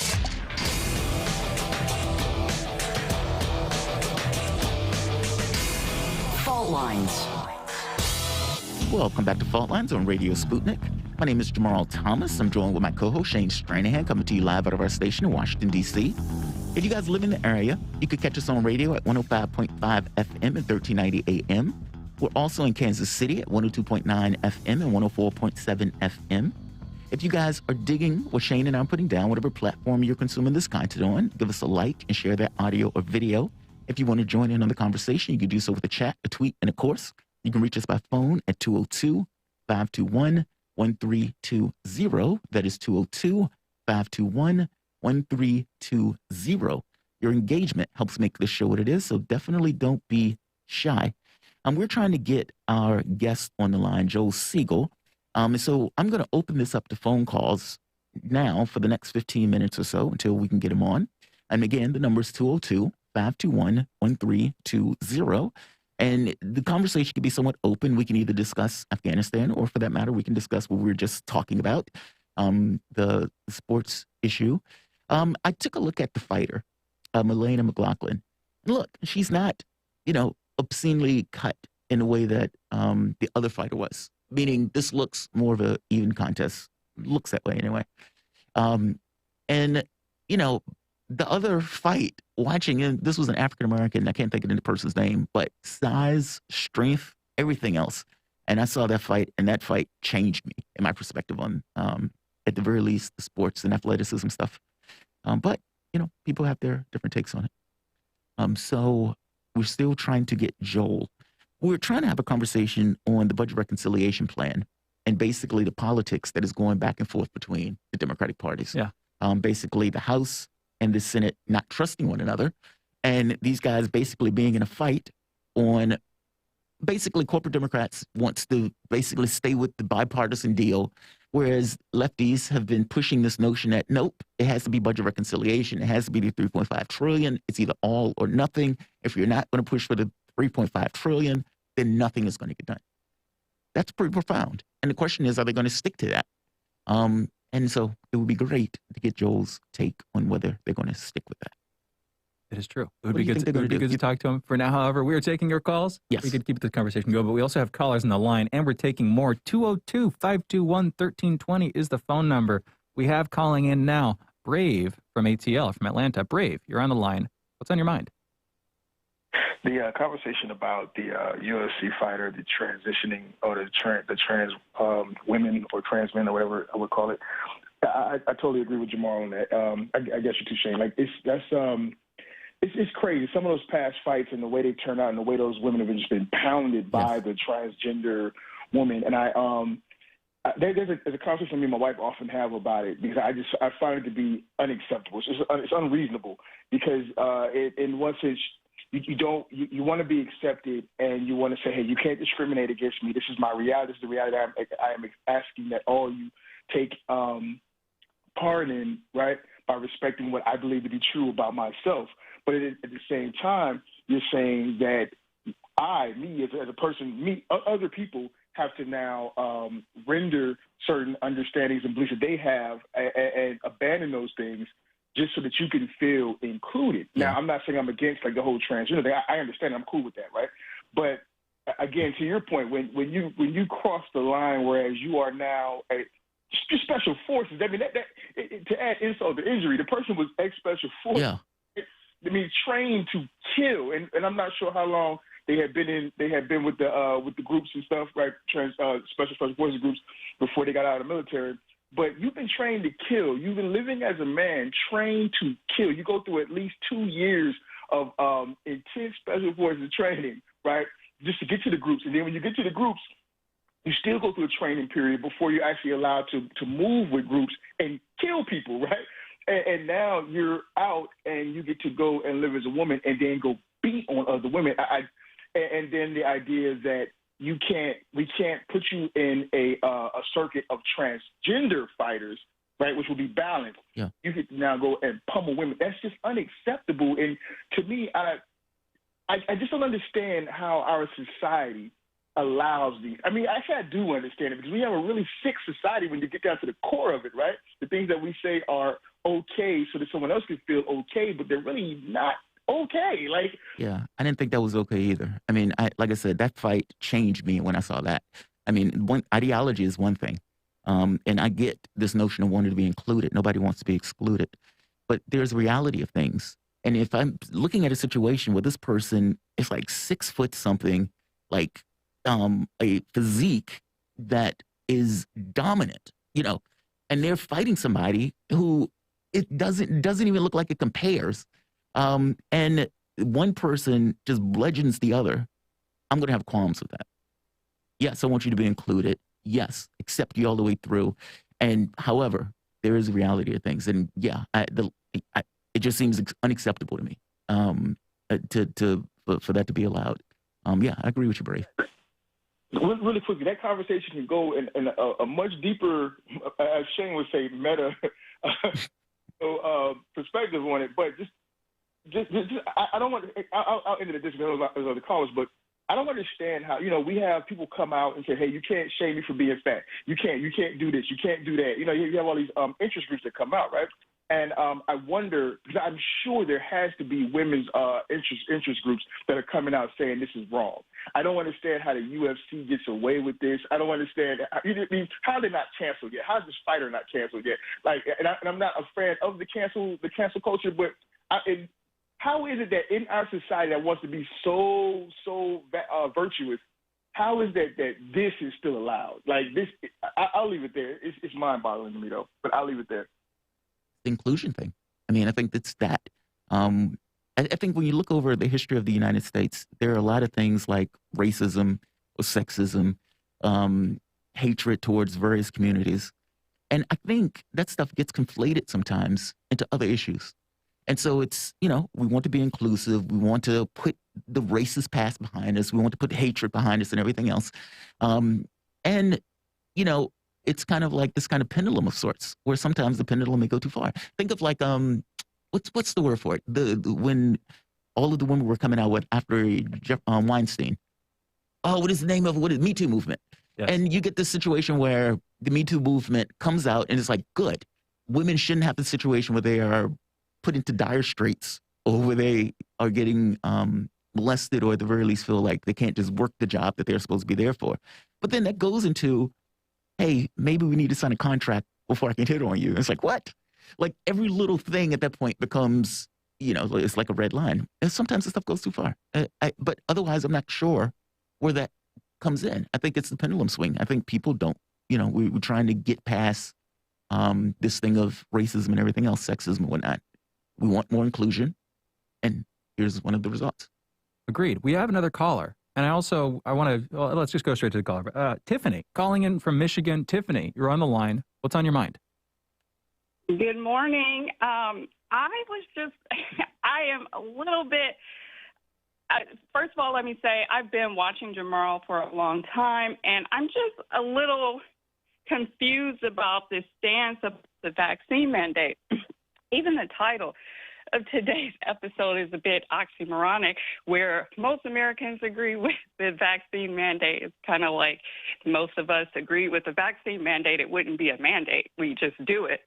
But anyway, I just want to throw my hat in and say that as a person who has autoimmune diseases and is already on medications for a lot of these different conditions that put me at risk of other things like, cancer, adding another medication into that mix that hasn't been tested for, say, as long as the other medications I'm on, I feel like it's kind of an assault on my own right to determine, my future, especially when you're looking at a shortened lifespan because of your condition and all the other medications that you're on. I just don't feel like the mandate is really fair for a lot of people.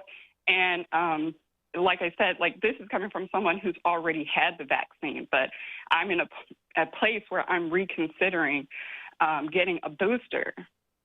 Well, I'll tell you this way. I got the vaccine myself, and I have an extremely complicated medical history. I've been on immunosuppressants for years at some point. And look, from me, the way I organize this in my head, if I get sick with COVID, I am probably going to die. That's my thought. And I have no reason to not believe that, considering everything else that has taken place over the course of my life in regards to illness and everything else. So if I am leveraging these two things of, okay, do I want to risk dying from COVID, or do I want to get a vaccine that may, at this point, the vaccine is FDA approved and everything else. So, people can't even use that fig leaf anymore. Between the two, one seems to be more reasonable to me than the other, especially when you have nearly 700,000 people that have dropped dead and 200,000 people that were infected the next day. I mean, you understand that within a suppressed immune system, if you get ill, that may be the end of your life, as opposed to a COVID vaccine. And look, and to be honest, it depends on the vaccine, right? There's some vaccines that I'm not allowed to take because those vaccines may be active in your system and your immune system can't necessarily compensate. And if you're taking immunosuppressants, it may damage and everything else. But that's not who we're really talking about when we're making a point about people being irresponsible and whatnot. But look, I get your point. But I would say that between you getting a vaccine versus you risking COVID, if you do have a compromised immune system, if you do have a complicated medical history, it seems that the risk is more on the side of taking your chances with COVID as opposed to a vaccine. I mean, that's my take. If you're asking me, why is it fair? Well, life isn't fair. It's not about fairness. I mean, you have 600,000 people that have dropped dead. I would imagine their family didn't think it was fair either. And I would tell you, there's a lot of people who did due diligence, who actually did get the vaccine, who was wearing the mask and still got infected because of other people who were irresponsible. Or for that matter, the woman with cancer who couldn't get her cancer therapy because some unvaxxed person was sitting in a hospital taking up a hospital bed. That wasn't fair to that person either. What about the people who you work with or other people who work with, where people coming in don't necessarily want to wear a mask because their individual liberty, putting other people like yourself with a compromised immune system at risk? So, I get that. Right. For people like us, life isn't fair already.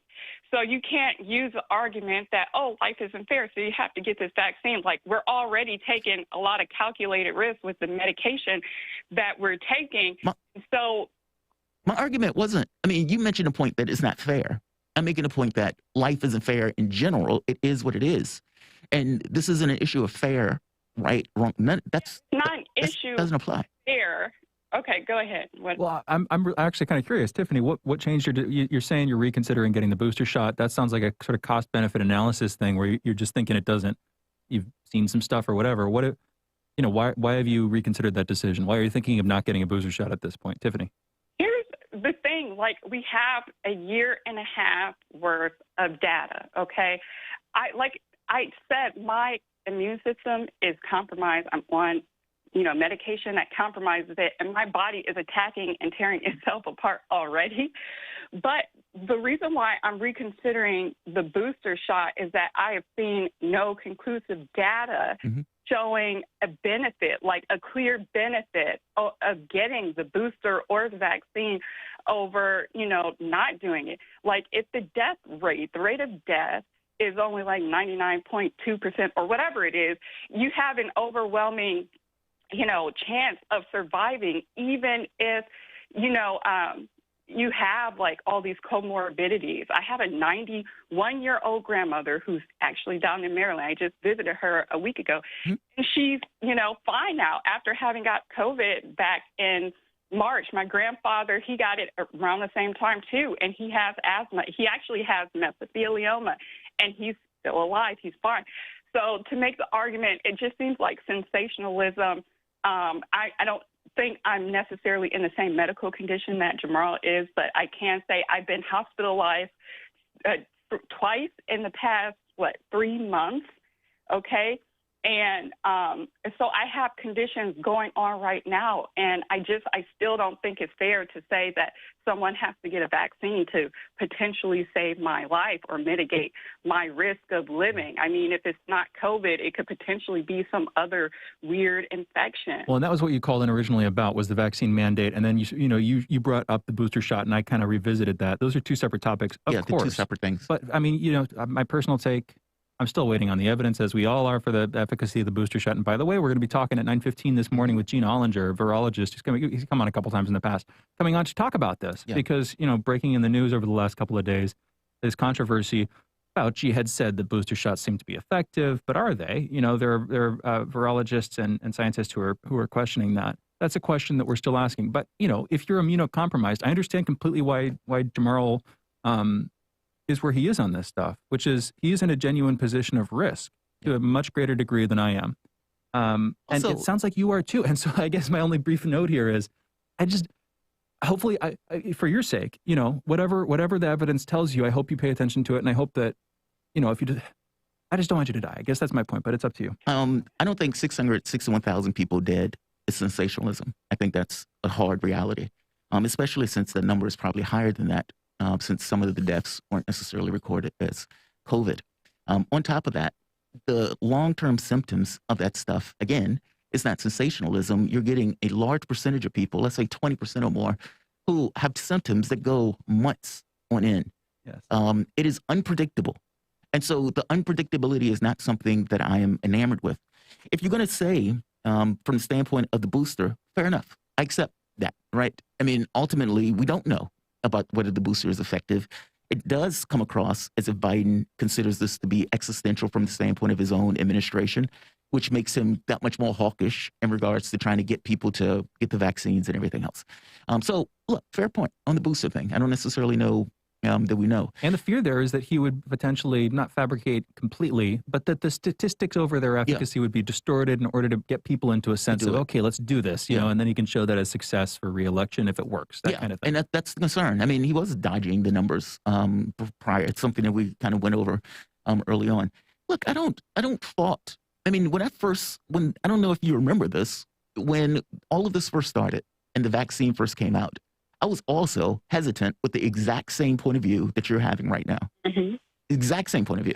It was like, whoa, I don't know how this is going to affect all of this other stuff. I mean, what does it mean to have comorbidities? What does it mean to get a mRNA vaccine in a context where you have other medical issues that are taking place? Exact same perspective. You didn't want to get it for a while. Yeah, I was like, wait and see. Earlier this year. Yeah. And late last year. So yeah, it took like a month or so before I was like, you know what? All right, fair enough. A little bit more than that, I'm going to be honest. Well, it took a while. I was keeping track. It took, something like 4 months, I think. It took a while. But the thing is, the way I reconciled it was, what are you terrified of?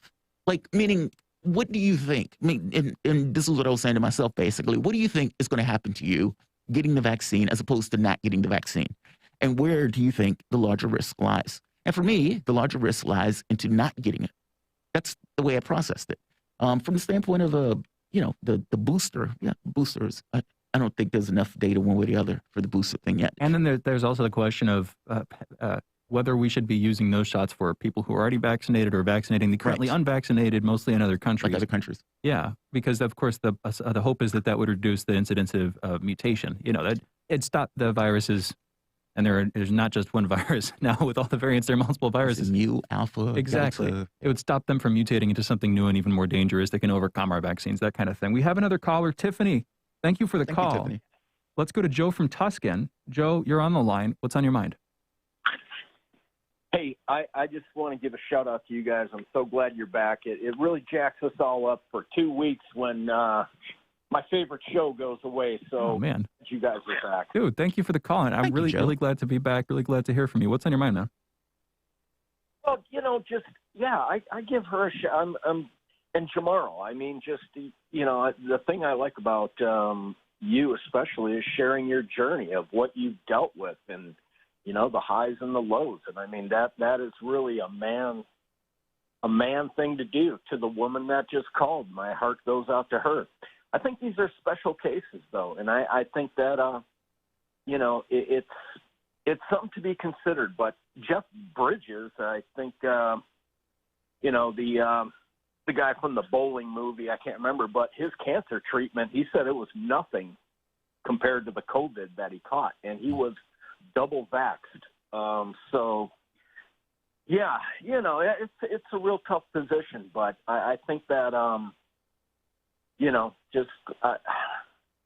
it's so complicated. Hey, wait, hang on, Joe. I'm sorry. It's Jeff Bridges. When you say the bowling movie, you're talking about The Big Lebowski, right? That's it. But yeah, I was trying to think of it. By dismissing it as the bowling movie, like an entire generation of hipsters just involuntarily teared up and tears ran down their eyes. And I'm just kidding. Jamarl, what do you think? Look, I personally have taken all sorts of risks with health stuff over the course of my life. I've went traveling the world, lost a transplant, and started traveling the world with like months on end. There are other times where they were, well, I'll put it this way, but the risks were individual, right? I mean, it was those things that I was willing to take for myself in order to accomplish something else. There's some times where you're willing to trade cash. There are other times you're willing to feel miserable in order to accomplish task A or task B.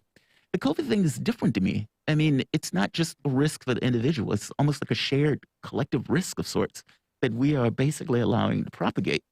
And so I get, I'm not enamored by the vaccine mandate. And I think I've even said as much, that this is kind of like a 51-49 for me. I mean, I cringe when I heard Biden make that statement, despite the fact that I think people should get the vaccines. But no, I don't necessarily think it's that simple or that straightforward. I do think there's a certain, I don't know. I think for me, the slippery slope thing is the thing that concerns me more than anything else. But look, here we are. I spaced out. You're talking about the mandate, right? Yeah, the mandate. Yeah, specifically the mandate. I was concerned about that for a while, but what it comes back down to, I'll repeat myself, is like the whole problem, the whole debate back and forth between the two sides, the scleroticism of the government and the intransigence of the public faced with each other like an unstoppable, force meeting an immovable object kind of thing. That's when sparks fly, is when you get that kind of friction. And I'm just worried about what this means for our society, our state, for the United States of America in general, for the whole Western bloc that we're a part of, and the hundreds of billions of lives that are part of these countries. If this is how we've responded to this crisis, and there have been a lot of recent crises that these countries have responded poorly to, by and large, what does that mean for the future of those people, the people living in those countries? You know what I mean? Billions of people whose lives are going to get worse because this is how we handle this sort of thing generally. And this is strong evidence that the way we handle these sorts of things is not good. It's getting worse. It's not. It seems to be getting worse. I mean, it doesn't seem to be, it's weird. It's like when you look over, a friend of mine sent me a thing about climate change. And he was like, things are getting real bad, et cetera. And he was telling me about this meeting, of this transformational meeting. And, I was like, I am so cynical in that stuff. Because when you think about it, there's no turn in society where it looks like society is recognizing, hey, we're not handling this well. Maybe we need to do something different. That doesn't seem to work that way. I mean, whether it's climate, whether it's our own health, meaning the way we function in our world, where health is deprioritized as opposed to just kind of making a living, and that's considered basically normal. All of that stuff, we missed the boat so big on this, and it doesn't seem to necessarily get better. It just seems to get worse. And even for something like this, with COVID, the way we're handling this is, it's problematic. It's unfortunate. Am I my brother's keeper? And the answer is basically saying no. Yes. I'm purely on my own. I don't care about anybody else. This is just me, screw the world, et cetera, et cetera. And that's the way it seems to propagate. So, I don't know. Maybe that's a cultural thing for the United States. But who knows? Hey, you guys, I don't know if I'm still here. You are. Here? You are. Yeah, go for it, Joe. You know what? I'll leave on this note. I can't wait to see. There's going to be a tally of all these anti-vaxxers making their videos proclaiming it's a hoax, this, that, and the other thing. But I'll guarantee you that it is going to be like rated, didn't watch too long of a video, because it's going to go on for just unbelievable amounts of time. Yeah. And, we just can't, you can't punch up a headline or a paper and not see headlines about famous, prominent people, anti-vaxxers passing away from this. Yeah. So, yeah, I know it's coming, but hey, you guys, I really enjoy the work you do, and I'll catch up to you later. Thanks, man. I really appreciate it. Thank you, Joe. Joe calling in from Tuscan. Appreciate the call. We have our guest on the line, and so I think we're going to go into a break so we can come back with him. We're going to be talking with Bill Honigman about the California recall votes, the election in which California voters are voting today. You're listening to Fault Lines with Thomas and Stranahan. Be back on the other side of this short break. Fault Lines. We are above all the latest developments, and we don't take any sides. Radio Sputnik, telling the untold. In a media landscape filled with so-called journalists acting as stenographers for their billionaire bosses, there is a desperate need for news, analysis, and perspectives that buck the status quo and get to the heart of how domestic and international events impact you and me, as well as showing how we can get involved in the struggle to change that status quo. Check out By Any Means Necessary on Radio Sputnik, Monday through Friday from 2 to 4 p.m. Eastern, to hear the stories and voices that mainstream media refuses to tell you. And join us as we connect the political, social, and economic movements shaping the world around us. That's By Any Means Necessary, Monday through Friday at 2 to 4 p.m. Eastern, right here on Radio Sputnik.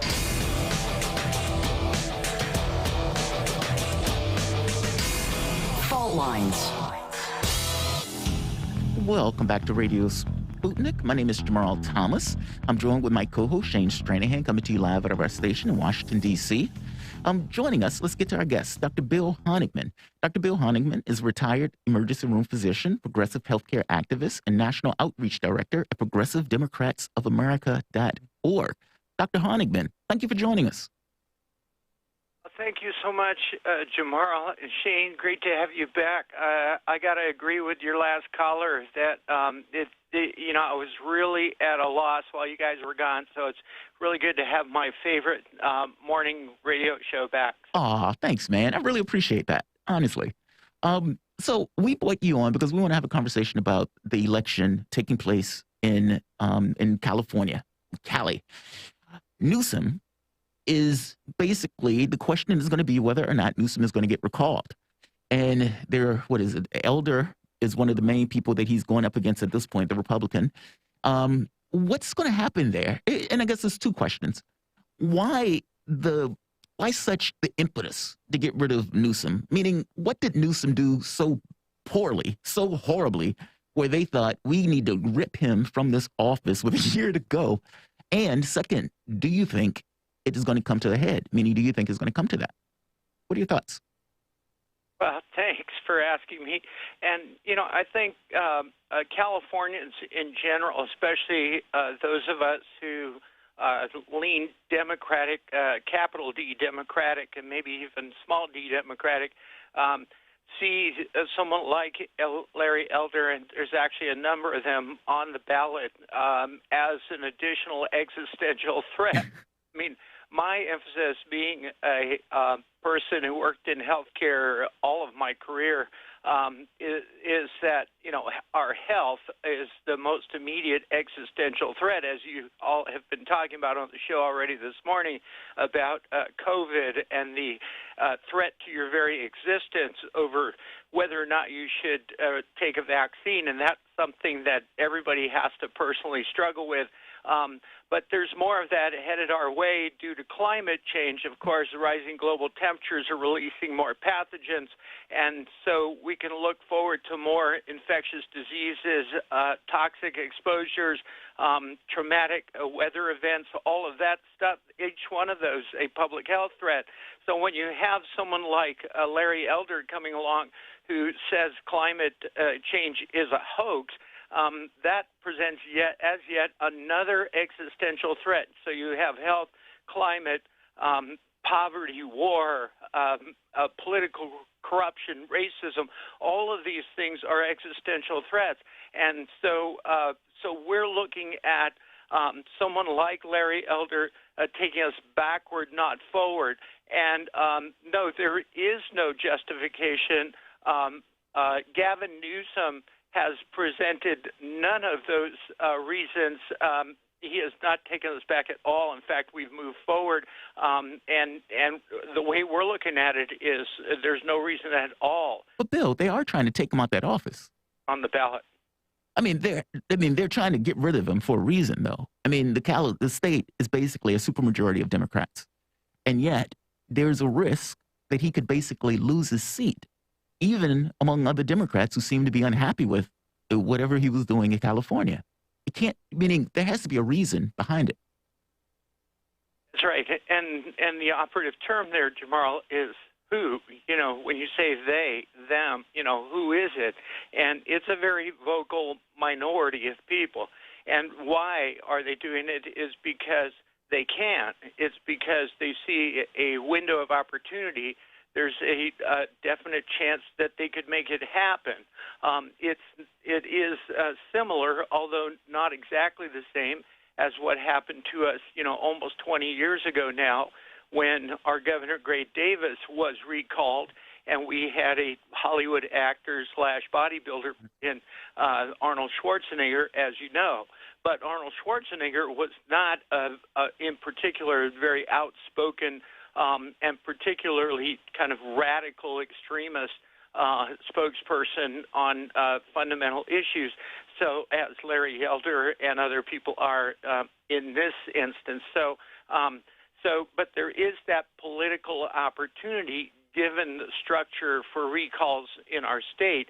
And, of course, other states are trying to emulate the same thing as we speak. The opportunity here is that traditionally, at least, Democrats have not turned out in these special elections in off years. The saying is special elections are special. And when Republicans turn out better in special elections than Democrats do, there is always that political opportunity for Republicans to regain a seat this way. So the question is, can Democrats turn out their voters? I think a few things have definitely triggered Democrats to turn out, hopefully in droves to stop this effort. And you don't have to look very far to that.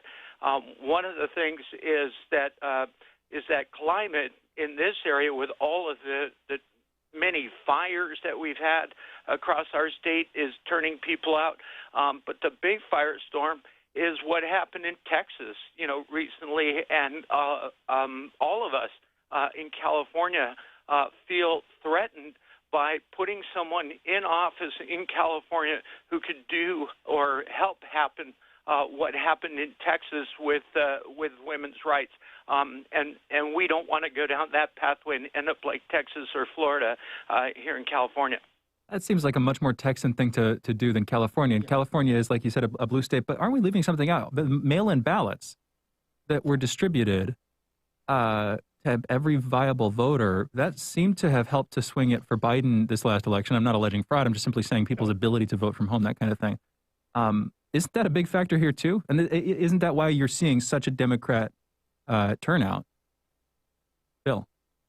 And that's also a terrific question, Shane, because traditionally Republicans have used the mail-in ballot as a very effective tool for turnout, for voter turnout, and even solicited mail-in ballots from their voters.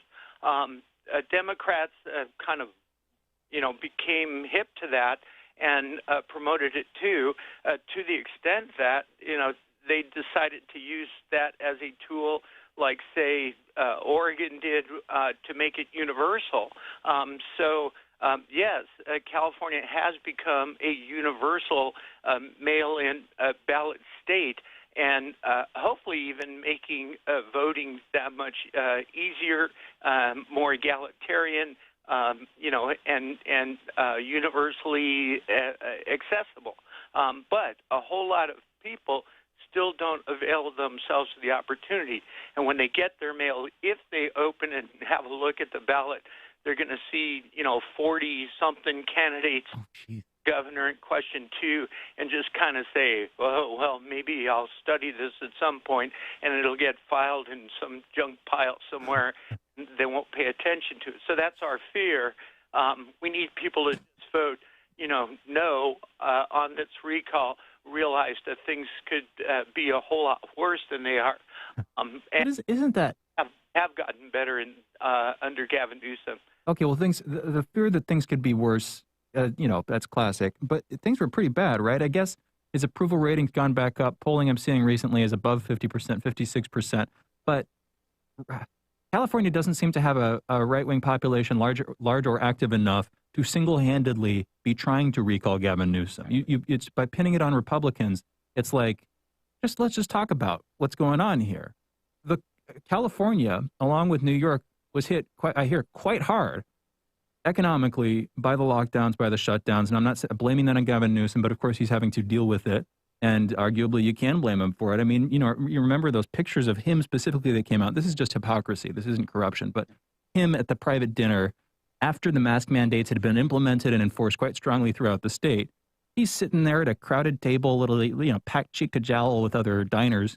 I forget the exact event. Nobody's wearing a mask. He's not wearing a mask. He has his very recognizable coif, his hair, gelled hair. It's him, and there's no mask anywhere near his face. That was unpopular, and it's not like a Republican planted that photo, and it's not like a Republican made Newsom or any other Democratic governor handle the pandemic in the way that they did. Again, I'm not even trying to criticize that right now. I'm simply saying there are problems that people are justifiably looking at Gavin Newsom to solve.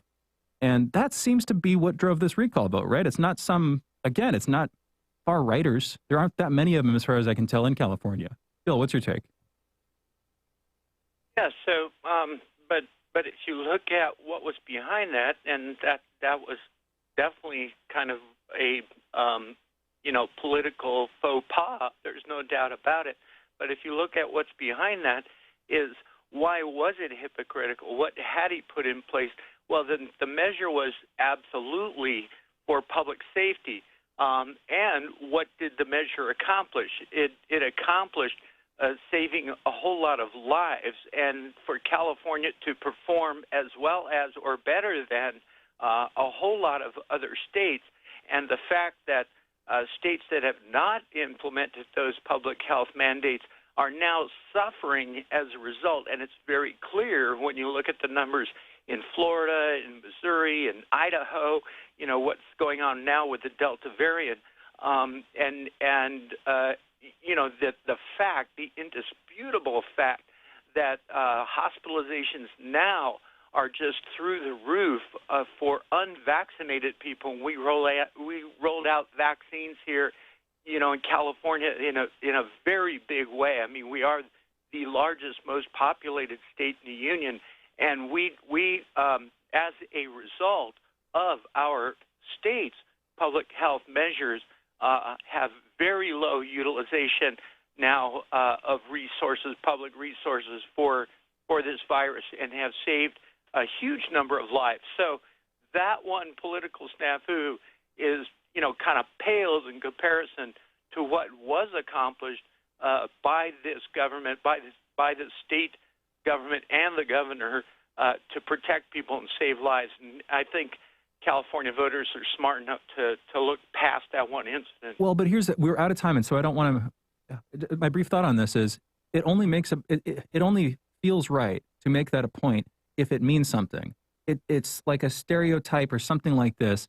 The perspective is Gavin Newsom is detached. He's in his own elite world, and he's not engaging directly with the people of California. Now, whether that's a right-wing narrative or a fact, I will leave to the audience to determine for themselves. But I guess my point is, it's not just a fully fabricated thing or just a little propaganda piece, in my opinion. But we got to close this out. Dr. Bill Honigman, great talking with you. Retired emergency room physician, progressive healthcare activist, and national outreach director at Progressive Democrats of America. You're listening to Fault Lines. We'll be right back.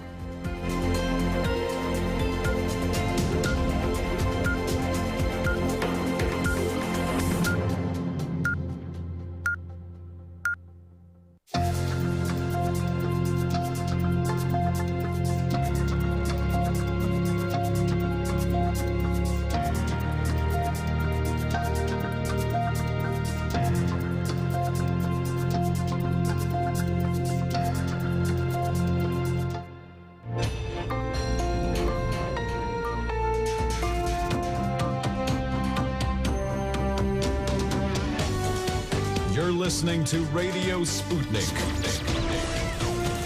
Telling the untold.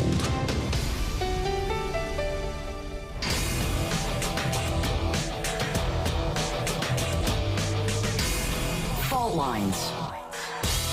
Live from across the divided states of America, it is time now for another hour, our last this morning, of the most disruptive show, covering news, politics, and events from across these disunited states we call America and the increasingly divided surface of this globe we call Earth. In the independent corner, I'm your political analyst, Shane Stranahan. And in the left corner, I am the indefatigable, the ever-vigilant, the last man on the wall, your political analyst, Jamarl Thomas. And together, that means you're listening to Fault Lines with Thomas and Stranahan.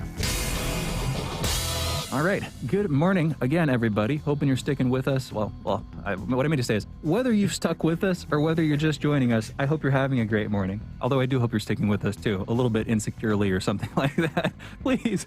No, I'm just kidding. Let's get into headlines after that slightly embarrassing little thing. In COVID news, there are about 261,000 new COVID cases reported in the United States yesterday. There were also 1,730 deaths reported. Over the past week, there have been an average of about 172,400 cases per day. That's an increase of 8% from the average taken 2 weeks earlier. 54% of the total American public has been fully vaccinated at this point, and 63% of residents have received at least one dose. As of this morning, the coronavirus has infected 41,289,000 people across the United States, and it's killed 661,579 people in this country. In national news, yesterday, Secretary of State Antony Blinken reported to members of the House Foreign Affairs Committee that there are still around 100 Americans in Afghanistan who wish to leave. He also specified that this number was a quote-unquote snapshot and that it would change over time.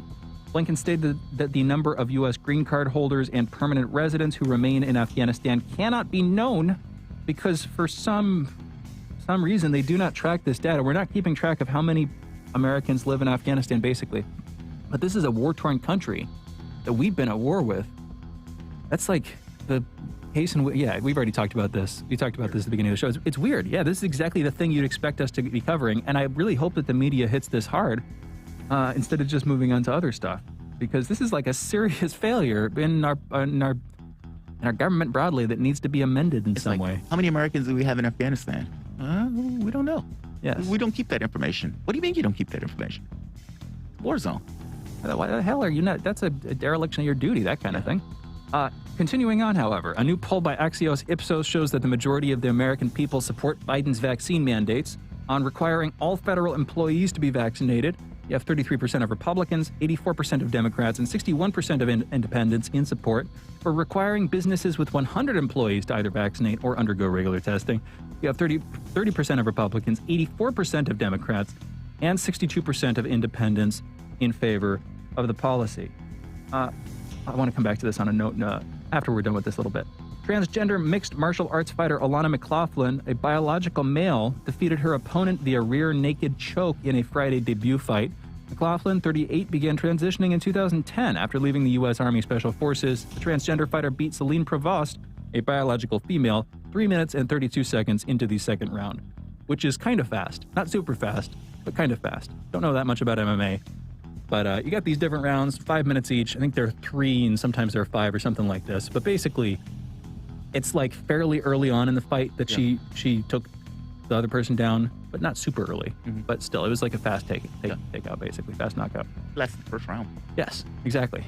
Progressive Democratic Congresswoman Alexandria Ocasio-Cortez used the Met Gala, that's the buzziest event in the New York glitterati calendar, to make a political statement by wearing a dress with quote-unquote tax the rich splashed across the back in big, bright red lettering. Republicans were quick to point out the price of admission is $35,000 a person. She went with her boyfriend. And the cost of a table at the gala is $275,000. So betwixt the two of them, that's $70,000 out on the line. And she's wearing a tax the rich dress. You want to come back to this a little bit later, Jamarl? Or do you have any? Come back to it. I saw the thing on television. That was the first I heard of it. The tax the rich thing. I didn't know what the gala was. What is it? Some kind of just It's ball? the Metropolitan Art Museum gala. It's like, it's a gala. Okay. A big old like celebrity, party, basically. What'd you say? A party. A very high fashion party. Okay. Where they probably get drunk, just as drunk, and probably speak just as crudely, but they spend a lot more to sit at those tables, that kind of thing. The California recall election is occurring today. It will decide the fate of Gavin Newsom in the state. This process requires 50% of residents to answer yes to recalling the governor, and then the candidate with the most votes after that will become governor. The leading candidate, if the recall goes through, is right-wing talk show host Larry Elder. And again, he is a Trumpian right-winger. Yeah. Unlike Schwarzenegger, who won the last time this happened 18 years ago, back in 2003. We're talking about this just a couple minutes ago with Bill Honigman. Yeah, much more of a moderate. Well, just as a quick story on this, apparently Larry Elder is telling his supporters that there's been fraud in the results. So I just read it. Republicans in Tuesday, California gubernatorial recall are already laying the groundwork to argue that the election was stolen. Elder appealed on Monday to supporters to use an online form to report fraud, which claimed he had detected fraud in the results of the California recall race, resulting in Gavin Newsom being reinstated as governor. So they're basically, there was cheating. It's like the results haven't even came out yet. You guys are already calling for cheating. Well, it's the mail-in ballot thing. It seems like that's the kind of it's an extension of it. It's a very convenient way to question but that's terrifying. I mean, because like you said, this thing of it always gets worse. Well, we've gotten to this weird spot now where the person who wins the race is not even acknowledged by both sides. And that didn't seem to be the case. I mean, that seems to have just gotten worse and worse and worse over time. Yeah.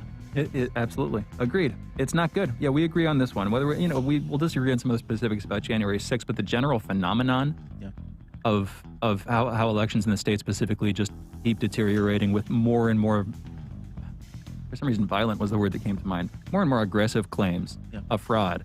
Every cycle here, it just keeps getting stronger. It's going to be stronger the next time. Yeah. And the pendulum swings and we swing with it. And at a certain point, it's going to lose control. That's the fear. In tech news, however, in international news, thousands of tons of oil are being unloaded from an Iranian tanker into Syria before being moved to Lebanon. That's a country currently racked by fuel shortages and a deeper economic and political crisis. And it's a deep one, let me tell you. The shipment is being organized by Lebanese-based political and militant group Hezbollah and is being imported through Syria to avoid involving Lebanon in sanctions placed on Iran. The military officers who seized power in Guinea this month are beginning 4 days of talks in order, they say, to attempt to build a consensus on the future of the country. These actions come under the pressure of potential sanctions from the international community. Southern Chinese cities closed schools in order to test millions of children for COVID-19 as cases began to spike in the country due to the Delta variant. Today alone, China has reported 59 new domestically transmitted cases in the Fujian province. There are currently more than 100 cases in this province, which is like a crazy low number of cases. And the thing with their testing program, just briefly, maybe we want to talk about this later too, there are a lot of headlines. And trying to find a needle in a haystack is expensive. You think they've got to go through this entire regimen. I mean, maybe they break it down, and certainly I'm guessing they're breaking it down into groups, figuring out which communities people would be in touch with, and you sort of sub-test those communities. But still, anytime you have one of these outbreaks, you're going to be testing a lot of people, and that's not cheap. You got to pay for people to do that. Even in a command and control economy like China's, the way we think about it, it's still an arduous process. My point is, they're dealing with it in their own way. A lot less people have died in their way, but it's also in some sense a lot more work, if you see what I'm saying. But directly by the state. Yeah, but that's the catch, right? I mean, you can't do it on the cheap because, does life matter or not? It's that type of thing. I mean, you always, you're going to have to spend money one way or the other. Yeah. Either you're going to spend it on the other end of it when all of your people get sick and you're shutting down the economy, et cetera, or you're going to spend it in trying to test and track, et cetera. Yes. I would rather do the testing and tracking. I mean, even the creation of new hospitals and stuff, even that seems to be a more ideal way of enhancing the resources that you have at your disposal to basically assist, as opposed to just, okay, well, we just have the vaccine. Totally. I mean, it just seems like we had the opportunity to create space and we never used it. And it's like we turned a corner into a dark alley. Well, but then we've talked about this before. There's also, there's a question of cultural values. There's also just the general scleroticism of the American state. Yeah. And, is there actually potential to do this stuff? Or is it simply a failure from the get-go? You know what I mean? Catch, yeah. It's like, how many decades would you have to go back? Which butterfly would you have to move in another direction just to make, you know what I'm saying? Yeah. To make it so that we're in a healthier position. I don't even know how many different sets of choices you'd have to make, but I feel like right now we're a bit too far gone to be able to do anything like that. Yeah. And maybe, again, culturally, setting all the arguments about stagnation aside, culturally, maybe that's just not the thing that Americans want, should want, do want factually, and therefore maybe it's not something that should be pursued. But I don't know. A friction of sorts. Yeah. moving on with headlines here. In tech news, if you have an iPhone, you might want to update it, and I mean now. Apple has issued just this morning an emergency security update after it was found that Pegasus malware from Israel's NSO group was able to infiltrate iPhones, Macs, and Apple Watches without even requiring the user to click anything. You don't have to get, you don't have to actually participate. This is the first time a zero-click exploit has been caught and analyzed. That's actually big. Skipped over the last time. First time a zero-click exploit has been caught and analyzed. That's an interesting advancement in the cryptographic cat-and-mouse game, of cybersecurity, this stuff. That's really interesting. I mean, so basically... keep on. Real briefly on that, an infected phone was discovered on a Saudi activist in Canada and has been on the device since February. In Earth and Science news, researchers attempted to teach 16 cows to use the toilet, dubbed the Moo-Loo, at a farm owned by the Research Institute for Farm Animal Biology. The animals were placed in the Moo-Loo pen and were rewarded with food for urinating. If only we could all be rewarded with food for urinating. After this, they were then placed in an area next to the Moo-Loo and rewarded for walking into the pen and urinating. By the end of the 10 training sessions, researchers found that 11 of the animals were successful toilet trained. That's actually kind of cool from a sort of Pavlovian behavioral sciences perspective. They got the cows to do this. We tend to think of cows as relatively dull, docile animals, but they can be trained to take the toilet. Exactly, to use the toilet. I want to come back to this as well. In business news, Chinese property developer Evergrande has revealed that its property sales have fallen by half over the summer as angry investors reportedly descended on the company's headquarters. There are fears that the collapse of Evergrande would affect the wider Chinese economy. It is a big real estate investment firm. And with that, those are our headlines. You're listening to Fault Lines with Thomas and Stranahan. Oops. I want to come on. I'm going to go sort of fast dash through a couple of things, if that's okay. Go for it. Bunch of stories. One has to do with the caller, Tiffany. I believe she was calling in from Michigan earlier on. And one of the things that she brought up when we were talking about the vaccine mandate polling, what people think of the vaccine mandate, she called in about that. And she said, basically, if so many people are supportive of that, why don't we see more people getting vaccinated? In other words, if they think that's the right thing to do, why don't they go out and get it? As far as I can tell, we are. You do see like adults. A spike in the number of people who are getting vaccines over the last over the last month or so. It's gone down, but here's the thing, even if you look at if you just look at the adult population, when I give out the numbers every morning, it is the total population, including children. If you look at the adult population, I think it's 82% something partially vaccinated, or fully vaccinated, and it's above 90% partially vaccinated. I had the chart up just this morning, so I'm going from memory, but those numbers are about right. In other words, more people have been vaccinated than support the mandates, so it does make sense. It's not like people are being hypocritical here. You can question, their opinion on it, but at least it's consistent. I didn't, it seemed that people were on board for it. I mean, the mandate part, I wasn't entirely sure how the country was going to regard that when that first came out. But it seems that people are like, something needs to be done, et cetera. The Democrat thing is wild to me. 80-something% are basically saying, yes, this is great. 80% just seems so high. But it's their guy, right? I mean, it's their president in this case. So the consensus making is strong in America. We have a well-lubricated public relations machine is maybe the polite way to say it, or something like that. It's propaganda. Whatever. Whether you like it or dislike it, the command and control information economy seems to be unquestionable to me. Met Gala. AOC wearing this dress to the Met Gala. Tax the rich as she pays a combined $70,000, I'd figure, between her and her boyfriend. I don't know exactly who's paying.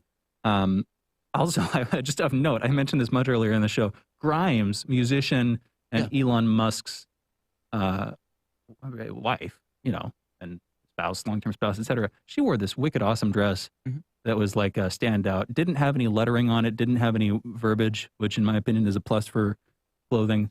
I don't mean to be too critical, but it was like this weird, like metallic thing, and she had like a metallic horn. She came carrying a sword in one hand and a book in the other. Just a characteristically theatrical presentation from Grimes. I just liked it. That's all I'm saying. But so is that what those gala events are? Basically, this is kind of a show off. Okay. Yeah. Well, that's the glitterati term that is used in the headline that Austin, I'm pretty sure, included in there. That's the kind of thing they would do. Try to show off to each other. A little bit of peacocking. Whatever gender you are. But what do you think about AOC's? What do you think about the dress? Tax the rich dress. I don't know. I mean, $70,000 seems so expensive to in my head. That's like a salary. Over the course of a year. And there's an irony in wearing a tax the rich dress as you're going to a gala paying $70,000 to get into the gala. I don't know. I guess I don't have any feelings one way or the other about it. It just seems ironic. Does it I guess is the word for it. Does it affect how you see her as a person? No. You don't think so? No. It's to me, that stuff is, I mean, these guys are going to act in the way they act in regards to the politicians and these type of events and everything else. I feel like I feel like it's a little bit tone deaf. Maybe. Like, yeah. Maybe. I mean, like I said, it's weirdly ironic. I mean, it's like, all right, I'm going to pay $70,000 to get into an event. And while there, I'm going to wear "Tax the Rich" on the back of my dress so everybody can see it as I come into this event where I paid nearly $100,000 to get in. It just seems a little, tone deaf. Maybe. Maybe that works. Yeah, especially when you're talking about evictions and everything else that are taking place. Tone deaf is, once I've assumed that she's already a cold-blooded politician, then it's tone deaf. If I don't assume that and I treat her as a person who has ideals, then I think it's pretty hypocritical of her because she, again. I don't see the hypocrite part. Maybe. But explain. Well, this is one of those conversations. I don't think that anybody who believes that society should be made equal and should be made more equal and free from oppression needs to live like a pauper and give up everything they own. But if you're spending $35,000 in a seat at an event, that money could do so much more good than spending money at a seat at an event where you're going to show off virtue signaling with your Tax the Rich dress. It's written in like the Wall style blood lettering or whatever. You know, the Pink Floyd album, The Wall, with I forget exactly the thing. But anyway. So what if she didn't have Tax the Rich on it? Would you still feel the same way? Like if she just went? Kind of, yeah. I kind of would. But this aggravates it, of course. But we wouldn't be hearing about it as much. But yeah, there'd be a little bit niggling thing back in my head like, well, that's kind of, wait, what are you doing there? I thought you were the person who was like the most prominent member of the squad, pushing for equality among Americans and reducing economic inequality specifically and, large-scale programs. And then you're like, having a great night out with polite society in one of the world's wealthiest cities, living in their sphere, in their circle, wasting your money from my perspective. I wouldn't want to spend $35,000. How much money does she have to throw around? Look, I wouldn't want to spend $35,000 on a plate either, especially not for a seat just to hang around a bunch of these guys. I don't know. I mean, it's almost like when you are in a different headspace, I guess. I don't know. I mean, it just seems like a waste of money on that front. Yes. Hypocritical, though. I don't know if I could call it hypocritical. Maybe tone deaf. I don't know. I mean, there's been this weird fight that has been taking place on elements of the left where, let's say somebody would, I think, who was it? Somebody bought a house or something like that. And they were like, hey, that guy's grifting because he bought a house and he's pushing for left-wing policies and he's not dirt poor. Yeah, I saw this too. And it's like, what? You have to be dirt poor to push for left-wing policies? I think that... I mean, even Sanders, they would be like, Sanders got $1 million from a book. Yeah, a book. Like dude wrote a book. But I think the thing with the guy, and I'm forgetting his name, and therefore my opinion or something. Yeah, my opinion should be taken very lightly. But if I remember, he was like for a while, and I think up to the point where this stuff was happening, presenting himself as like a member of the working class. And so that's a lie, effectively. If you're trying to paint yourself culturally through a mission or commission, whatever, trying to paint yourself as something that you're not, then it ends up that you're buying multi-million-dollar houses. Houses are expensive in LA, sure, I get it, but it's not exactly. You're misrepresenting. That's what I remember seeing. Yeah, I didn't see the misrepresenting thing. It seemed like they took issue just with the fact that the guy bought a house, and that it was apparently a decent house. I don't necessarily think just because you're pushing. Like I remember I got into this back and forth with the guy who was like, "Well, Bernie Sanders is rich." I said, dude, there's a difference between somebody with $1 billion versus somebody who wrote a book and got $4 million. And that's almost secondary to the point of whether that person has been an advocate for this stuff for decades. It's like you're missing the boat on this. I don't necessarily think the person has to be in depravity in order to push for left-wing policy. Yes. It's like, I don't think the goal of it is for everybody to be poor. I agree. If that makes sense. And that's why I'm not saying anything more than I've already said. No, I know. It's just some lefties do that though. Yeah. I mean, you have some people on the left who take that weird stance. Like plenty of people on the right. Oh, the same thing. Well, like just because it's easy pickings, Yeah. It's like everybody should be poor. No, surplus is the point. Like in all of these things, whether it's Marx, whether it's Jack Fresco, the point is surplus, where you have so much production and everything else, but that stuff loses or is not necessarily. You have abundance. Yes. Not everybody is broke. I mean, nobody wants a situation where everybody's just dirt poor. I wanted to. So. I'll do it in this order, I think. Producers, you're saying some things. You're bringing up some interesting points in the chat.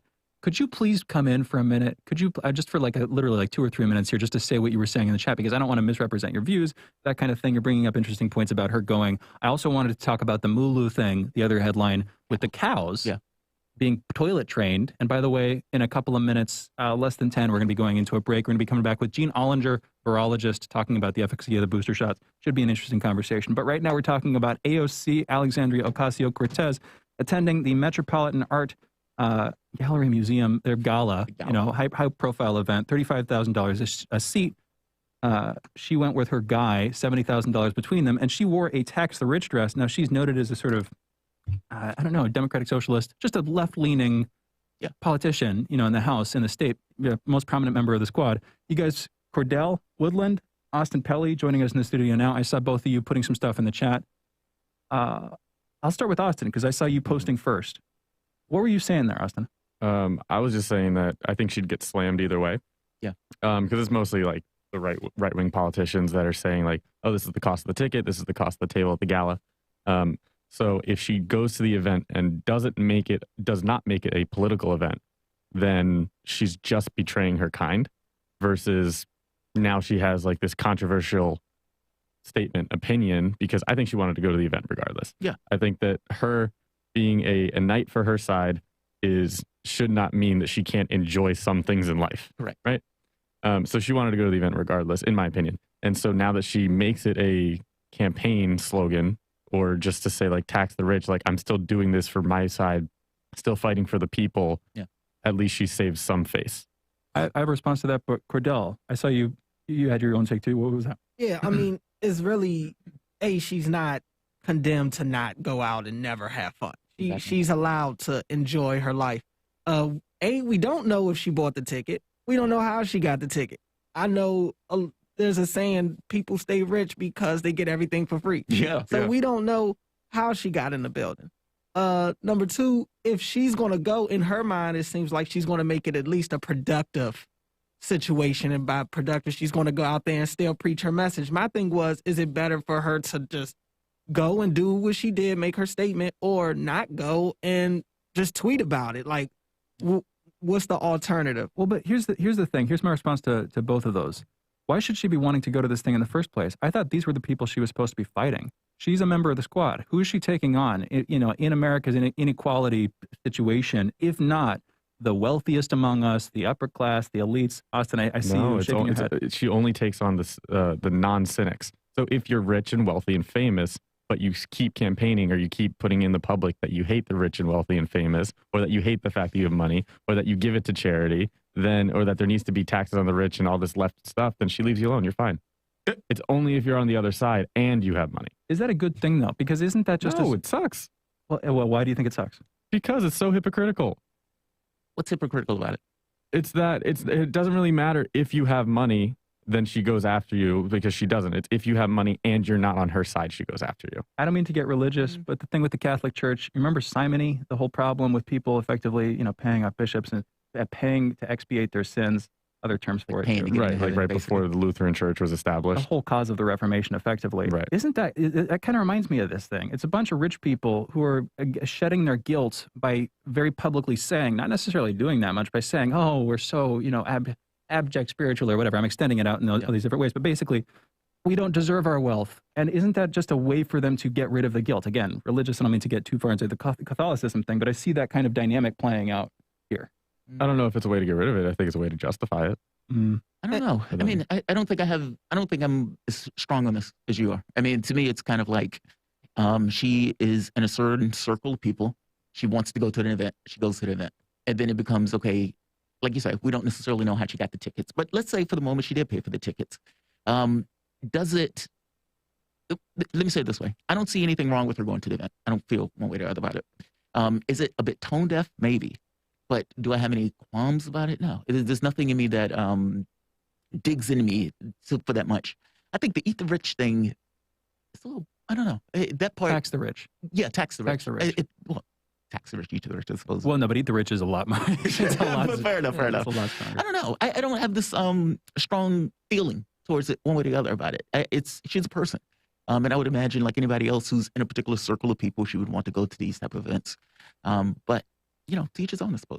And also, a lot of, yes, the people there are wealthy, but everybody there isn't necessarily just born into richness. Like it was a lot of people there that were athletes, that were musicians, that come from different backgrounds that, yeah, they may have money now, but doesn't mean that their ideology lines up with people who have been generationally rich, and necessarily the rich people that she may be targeted, or that's usually on the opposition of her. I just think that just because everybody there is wealthy doesn't mean everybody there is necessarily the rich that she's referring to. Well, but that also, this gets a little bit wider, but like, shouldn't that apply to the whole conversation about taxing the rich in general? Like, if you had some way to magically classify people, okay, these are the millionaires and billionaires who made it on their own in some way, and then, oh, these are the people who inherited generational wealth. Clearly we do estate taxes, we do things like that. But my point is, like, that perspective, if she's applying it to whether or not to attend this Met Gala, couldn't we apply that to the way we tax in general? Does that make any sense? I'm kind of going out on a limb. I mean, I get that. Whether or not wealth is generational wealth, etc. I mean, they do try to do that. I mean, like, what is it, death tax and stuff like that, where they were trying to put a tax based on the amount of money the person basically died with. Estate tax. Death tax is the way to make it sound very, very that bad. was the way they're trying to balance it out. But if I'm not mistaken, they were getting rid of that stuff. I mean, like the tax cuts and everything else that Trump pushed through or that Bush pushed through, those were basically ways to put money into people's pockets who basically didn't need it. I guess my point here is that if that's part of her thought process, and yet she's saying all this stuff about how you should tax the rich in the public sphere, that's her thing, it feels like there is a hypocrisy there in the attitude she's bringing to it. If she's willing to tolerate people, or she likes people who like made it on their own, then shouldn't she be more lenient to them or something? I don't know if this makes sense. I mean, but some rich people have that ideology as well. I mean, it's rich people that identify with the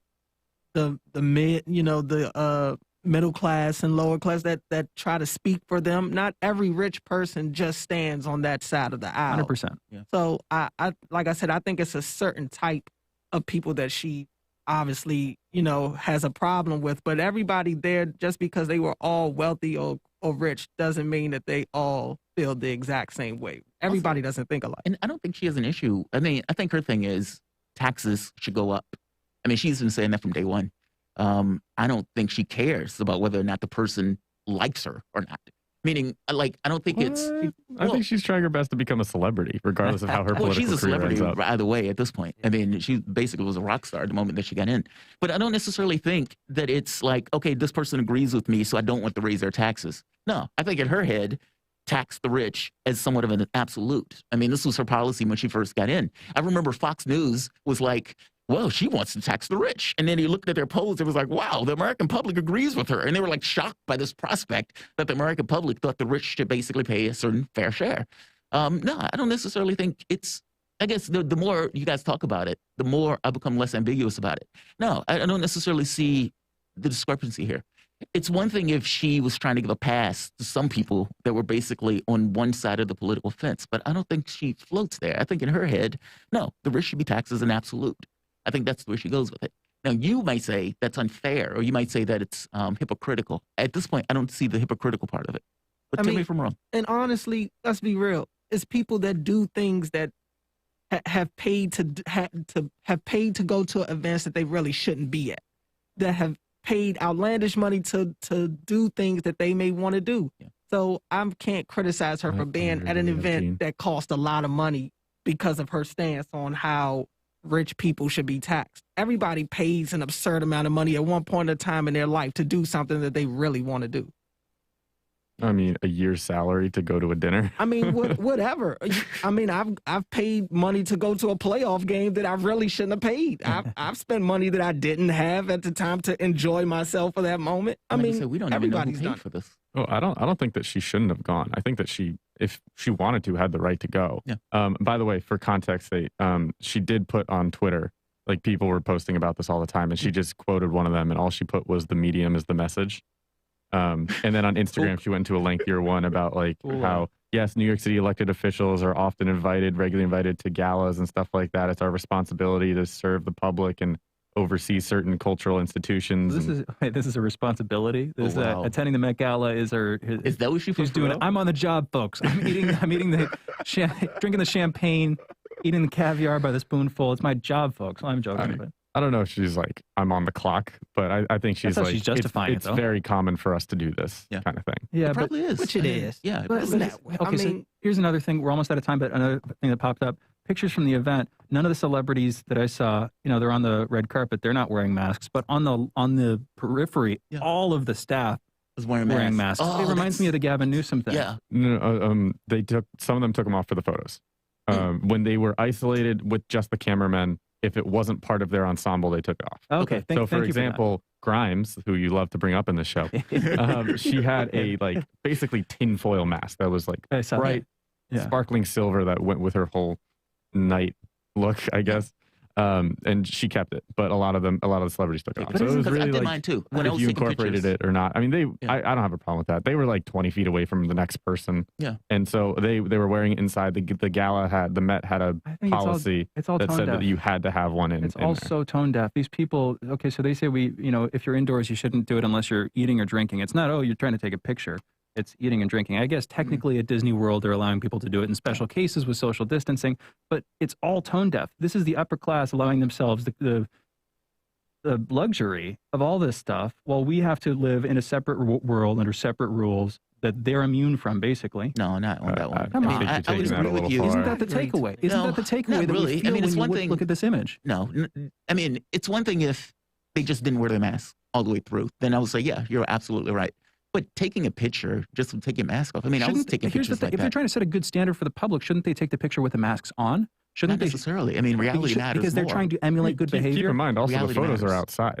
Yeah. So socially distanced. That's the thing. Socially distanced outside, more than 6 feet away from the next person. I think that's even far for me to go and criticize them with that. I think for them to be the government, or they should set the standard, and even if that means going above what they're asking the general public to do. Yeah, it's okay for people to go around. If we understand you're taking a picture, you're not really near anybody to take the mask off. But considering what's going on and you're trying to push a message and you're trying to get people to follow something that really to this point people haven't done that great of a job of doing, maybe you should take the extra mile. Yes. And keep your mask on just to set an example, if nothing else. It's funny that Cordell's saying that as his mask is well below his nose and he's not really wearing his mask as he's talking about it. They should be setting an example for me. This right here is what we're talking about. Well, but I don't have an issue. We've got to go into a break. Yeah. Real quick. Have you guys seen the picture Mayor Muriel Bowser a couple days ago? This is indoors in D.C. Right. Mm-hmm. It's just the kind of thing. I think they're unfortunate. Yeah, that's a little different. Holding up a picture of Muriel Bowser surrounded by what is that? 8 other women, right on her side, standing in a line, taking a photo together. None of them are wearing masks. They're very clearly indoors. My point is, it's hypocritical. Yeah, that is hypocritical. Shouldn't they be aware of this stuff? Shouldn't our leaders? That's my point. And I get that there's another side to this argument. We need to go into a break. Mm-hmm. Thank you, guys. Austin Pelly, Cordell Woodland. Thank you for joining us in the studio. Producers for this show. We're going to go into a break. When we come back, we will be speaking with virologist Gene Ollinger. Looking forward to this conversation, talking about booster shots, whether they work, how well they work, whether they should be used, or whether those shots should be used for people who are currently unvaccinated. That whole conversation, getting fiery in the last couple of days. We're going to be getting into it with Gene when we come back. You're listening to Fault Lines with Thomas and Stranahan. Be back on the other side of this short break. Lines. 24 hours a day, 7 days a week. We give you the most essential information out there. Radio Sputnik, telling the untold. By any means necessary is your guide to the movement and efforts shaping the world around us. From mass incarceration. No longer am I interested in or concerned with prison reform. I am interested only in the eradication of prisons. To the battle between police and water protectors. It was a pretty punishing disregard for the sanctity of human life that unleashing water cannons on peaceful, prayerful water protectors. From efforts to protect the environment. The climate movement is ready to, with plenty of opposition research and force and strength, along with, the right of both science and morality to fight them on this. To the movement for Black Lives. When I first saw the Michael Brown video, and I saw that it clearly contradicted the narrative put forth by the Ferguson Police Department and by police supporters in general, 3 words came to mind. Color me shocked. Stay tuned to By Any Means Necessary, 5 days a week here on Radio Sputnik.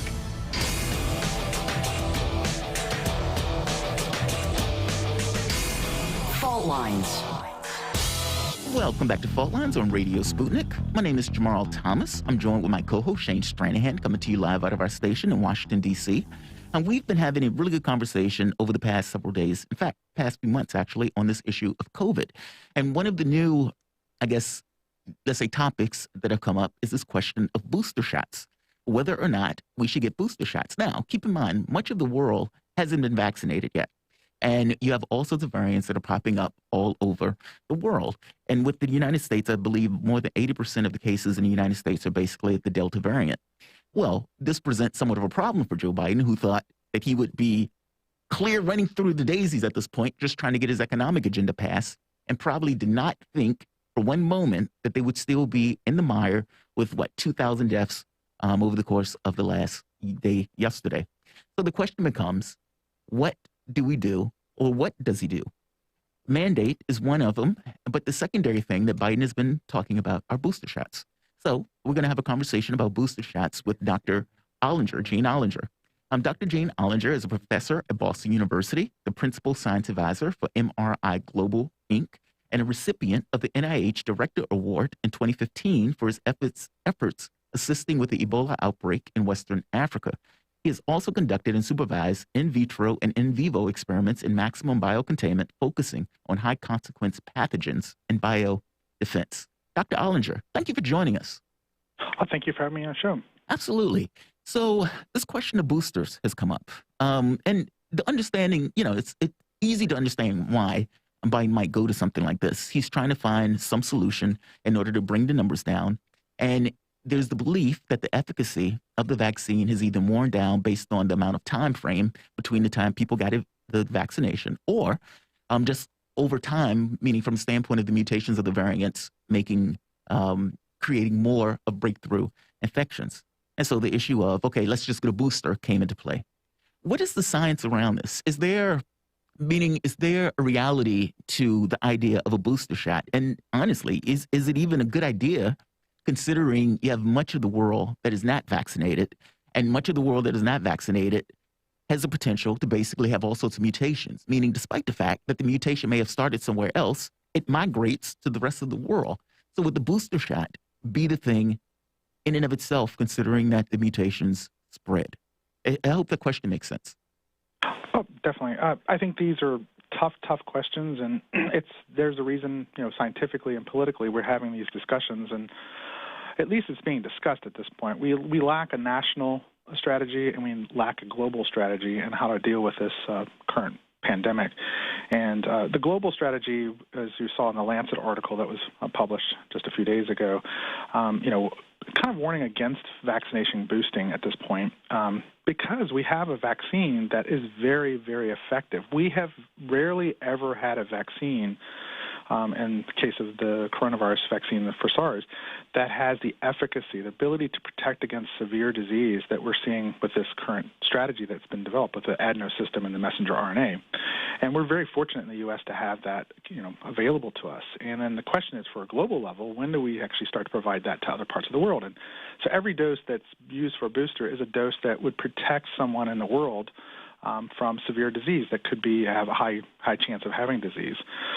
So that's the struggle. It's like, how do you help your fellow We're having a hard time in the U.S., as you were mentioning in your last session. We're having a hard time following the rules and doing the right thing nationally to protect our neighbor, much less our neighbor that's in a different country. And that's really what it comes down to, is doses that are available.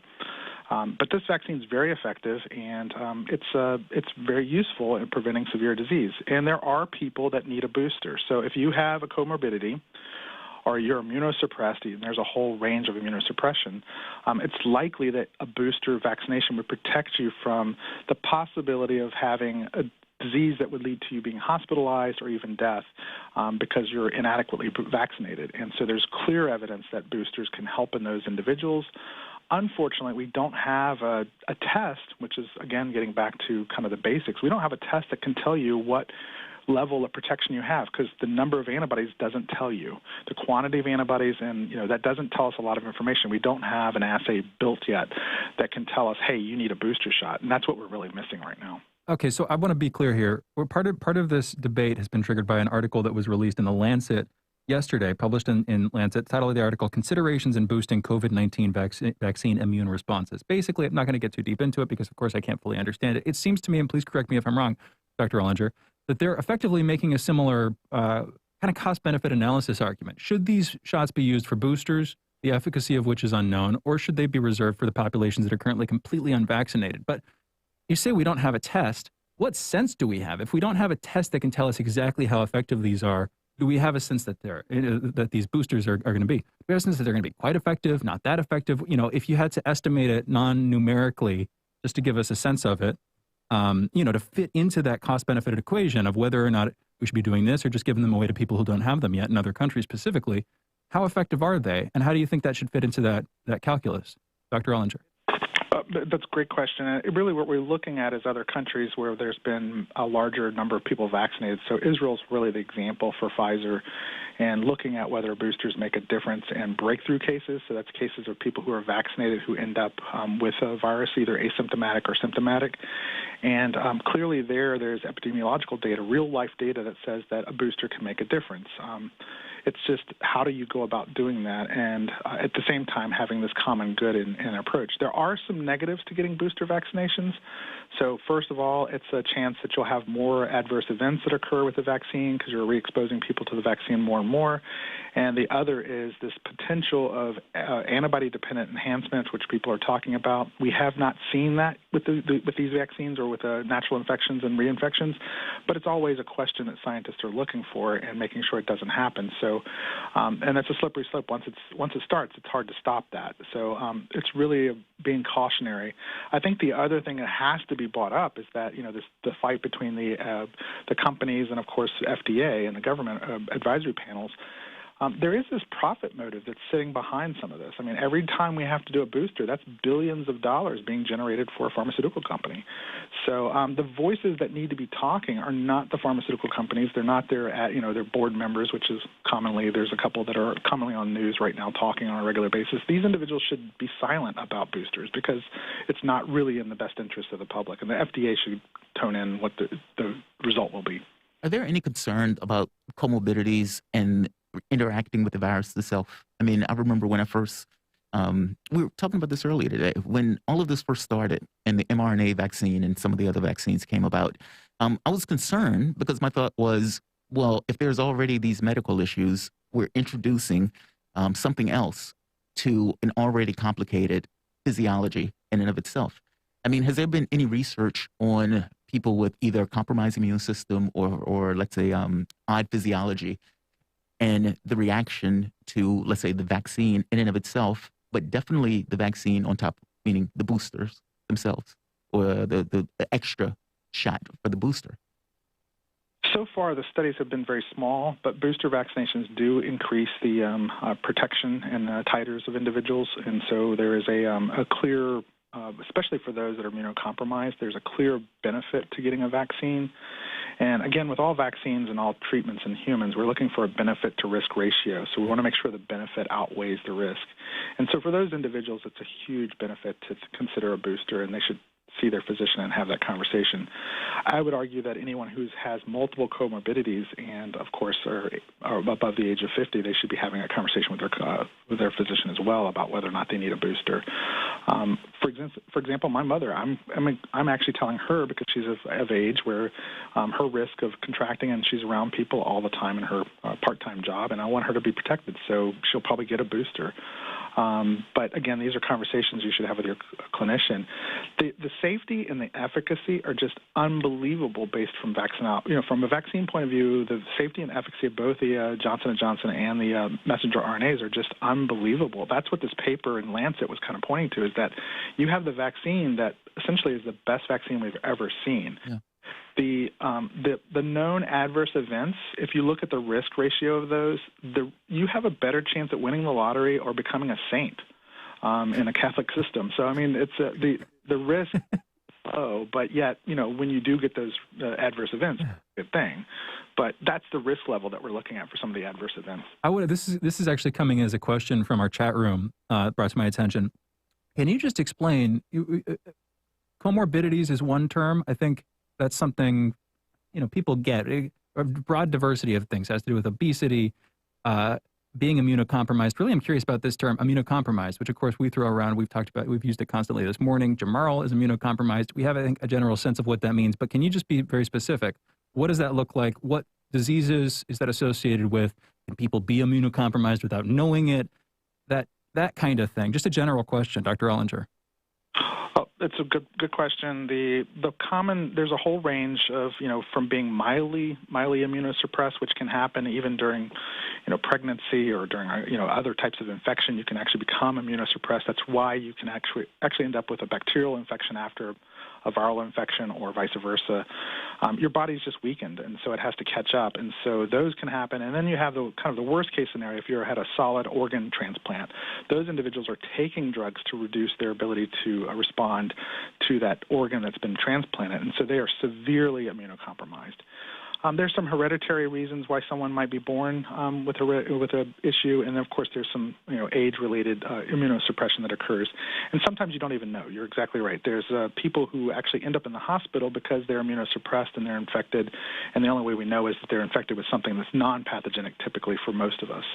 HIV patients, cancer patients, those are individuals that have to be very careful as well. Okay, so a brief follow-up on this. Autoimmune disorders are things that a lot of people have, like these weird chronic sort of inflammatory conditions. I think I've even had them myself. Last year, got a skin condition. Anyway, my point is, would people who have autoimmune conditions be considered immunocompromised? And I'm guessing there's like a gradient here where you can be more and less immunocompromised. Just sort of testing out the waters there. Is that right? What's your take on that, Dr. Ellinger? It's a wide gradient, and it's really based on a variety of factors. It's why, I hate to say this, but we really, really encourage people to talk to their clinician. Their clinician really knows them and knows their conditions, and not just their one condition. I can sit here and you can tell me that you have, you have a diabetes, type 2 diabetes, and you're managing it versus, someone who's not managing type 2 diabetes, and that's a whole different risk factor for you, and your age, and maybe you have a couple other things going on. If you have an autoimmune disease, the same thing as if you have a severe case that's requiring treatment and you're staying on treatment, that's one thing. But if you're not taking care of yourself, that puts you in a whole different category. So really having that conversation with your clinician who knows you, knows all the other things, and being open about all those things that you're doing. For example, saying that you're, like in your previous session, I'm going to meetings and I'm not wearing a mask, and I'm going to hang around with thousands of people. I'm going to go to a baseball game. That's pretty high risk. Yeah. So that might encourage me as a clinician. If I was a clinician, I would say, hey, well, you should get a booster vaccination.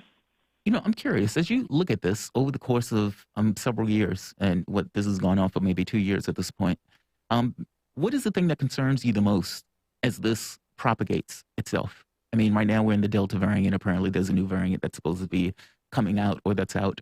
What bothers you or concerns you the most as you look over this issue? I mean, the virus does what it does. It's a cold virus. This is the coronavirus is a family calls cold symptoms. One of the groups of them. We tend not to learn a lot, but just look at cold viruses. You can get the same cold in the same year. So it means we have variants. We have the ability to get reinfected by a slightly different modified version. And over time, you end up with variants that are very different that reinfect the whole population. So the fact that we're seeing variants, the fact that we're seeing reinfection and breakthrough infections in people is not surprising. I think the thing that bothers me is that we had the tools and the capability to actually wipe this virus out as a human pathogen, like we have done with smallpox and soon we'll do with polio. Unfortunately, we have been unable as a society to come together and to deal with the political aspects of this, the kind of social aspects that just amazes me that we can't come together to solve this problem. And just the simple thing of wearing a mask and staying 6 feet apart is just not even possible now. So now we're talking about a virus that's going to become endemic, and that eventually we're going to have a variant of high concern that will cause a whole new series of cycles of vaccinations and probably social distancing and public health measures that will then inflame individuals and cause political division and 20 other things. So it's just really a bad situation for society as a whole. I want to take a brief, but I feel a necessary and valuable detour on the way back to the main topic. The main topic, of course, being these booster shots, whether we should be using these shots for people who already have received vaccinations or for people who are completely unvaccinated at this point. But I feel something that's relevant to this conversation, you mentioned briefly, a little bit controversial. We might have talked about it with you even once before, but I'm not sure. Antibody-dependent enhancement, that phrase you used. Can you please, I know that some people have talked about this. I know some people have been banned on social media for talking about this. I am kind of aware of it, but I want to hear, from you personally, of course, you know this stuff. What is antibody-dependent enhancement? Is it a risk? What's your take on it, Dr. Ollinger? Antibody-dependent enhancement is always a risk with any vaccination or any challenge or virus infection that leads to a secondary challenge infection. And then what happens is your body makes a whole continuum of responses of antibodies, some of which don't really benefit you. Maybe they're just signaling, saying, hey, something's here that shouldn't be here. Others are protective, and they can actually stop the virus and give you protection against it. And then there's a whole range of them that basically can actually enhance the disease. They basically allow the virus a better way of getting in. It can cause some dysregulation of the immune system where you become semi-immunocompromised or suppressed. And so that's where that would happen. We see it most often in children, and we see it with like dengue infection, which is a disease that exists in other parts of the world. We're fortunate not to have it too much in the U.S. Yeah. And that disease basically has a bunch of different versions of the virus and serotypes, and then what happens is children get infected with one, then they'll get infected with the second, and that leads to a hemorrhagic situation where they actually have a severe disease that leads to quick, clinical manifestations that lead them to be in a critical situation where they die. And so we're trying to avoid that. That does sound quite bad, to be clear. But you're not seeing that, right? Not seeing it, and there's actually people that have studied this their whole lives at NIH and others that I know, Bernie Moss and others, that their whole concern the whole time has been to make sure that any vaccine we develop and anything we do will not induce this problem. And so there's lots of effort, and it's just not been seen. So It's not been observed. It's it's something that everybody's watching for, and as soon as it's seen, it's going to be topic of interest for scientists, and they're going to be all over it. But we just are not seeing it. But it is something to latch on to if you're trying to stop people from being vaccinated. And it's also why the children's vaccines, the vaccines for children have to be really tight, because we know this phenomenon occurs most often in children, and so we want to make sure we don't have that. So the safety, again, getting back to risk-benefit for children, we need to make sure that the studies that they're being conducted are not rushed, and we need to make sure that we don't end up with that situation. So they're doing a lot of, analysis of this and being slower about getting that vaccine out to children. You mentioned that this basically should have been over with by now, that, if people would have worn the mask, did the social distancing, did the vaccines, basically public policy should have been able to get rid of this particular virus. There's what I would consider disinformation with this notion that the person who gets the vaccine, that the only thing it's helping is themselves. I mean, that's not really true. I mean, the fact that a person gets a vaccine does cut their risk of getting the virus down in and of itself, correct? Not just illness, or not just severe illness, but it also lowers the risk of the individual getting sick in the first place. Yes, it lowers the risk of them getting sick. It lowers the risk of them in the initial isolates, the variants. It lowered the ability for the virus to actually infect them and actually transmit to another person asymptomatically, which is generally a problem because you don't know you're infected, so you don't stay home. you go to work, you do your normal things. And it protected those at most risk. So the people that were at most risk were the first vaccinated. So we were trying to protect them from death. And it's not selfish. It's actually it's the way society should operate. But yeah, we could have wiped this out with standard non-pharmaceutical interventions, social distancing, public health measures.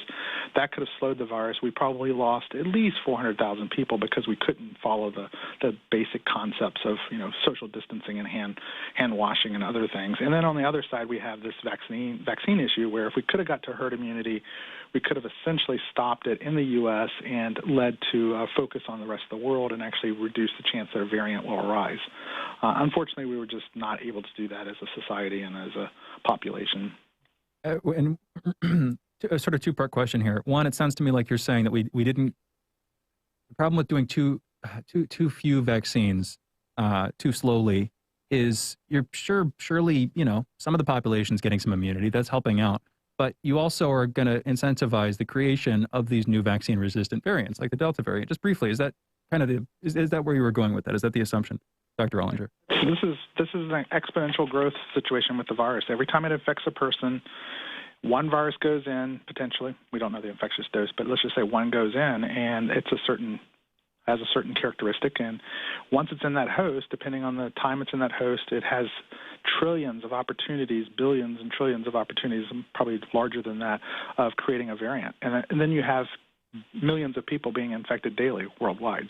So the numbers are just there it's in favor of the virus. I said this the other day, we're in a fight against a virus that if it was a baseball game or a football game, we're not even in the same inning or quarter. We're actually in a whole different season that's a past season.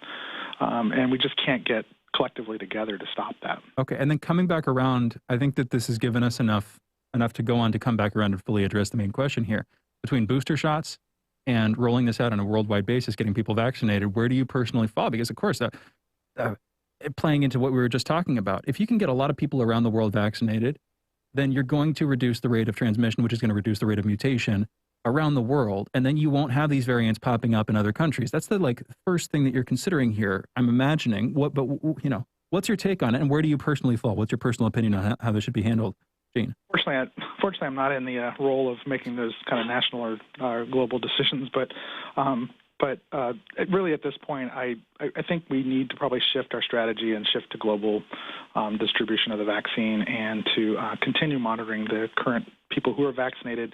I think a case-by-case basis based on clinician guidance should be given for booster vaccinations because there are people that will benefit from a booster. We should invest in funding for the correlates of immunity assay, which there's some good ideas out there that could be useful. And then, of course, move towards this stopping it in other countries. Really almost like a firefighting team where if we find a country that's having a rise in cases, you just try to provide the vaccines globally. The WHO and CEPI and some of the others really focus on those areas and try to reduce the ability for a variant to rise. We could be, in another year, we could have a variant. Within the year, we could have another variant that causes a complete shutdown and a complete new vaccine requirement and everything else. So that's the doomsday scenario that could occur. And I just don't think it'll only get worse at that point. We'll see more deaths. We're already accepting 1,000 to 2,000 deaths a day, and that's just unacceptable as society. Well, and because here's the thing, though. And this is the question I'm genuinely asking to you. Again, you're not in charge of this stuff. How long is this going to go on? If you had to give a range, minimum, maximum, that kind of thing, where would it fall? What would your average be? And what should we do to reduce that number as quickly as possible? You already kind of touched on some of it earlier, but in a minute here, Gene, what do you think? I think the focus should now be on figuring out how to make a pan-coronavirus vaccine, one that can affect not just the current or family of organisms, but one that could essentially almost take out all possible coronaviruses. There's 4,000 coronaviruses that could infect man, one that would cover us for all of them. The technology is there. We can do this. It's not impossible. It just needs to be an investment in time. We're unfortunately probably likely faced with an endemic disease just like the influenza, and we're going to have to survey for it yearly. It's going to cost money. We're going to have to watch out for variants of concern and make adaptations to the vaccines as we need to. Fortunately, the technology is there, so we can do it. But we've got we got a lot of work ahead of us, and we're going to have to deal with a lot of economic issues associated with that.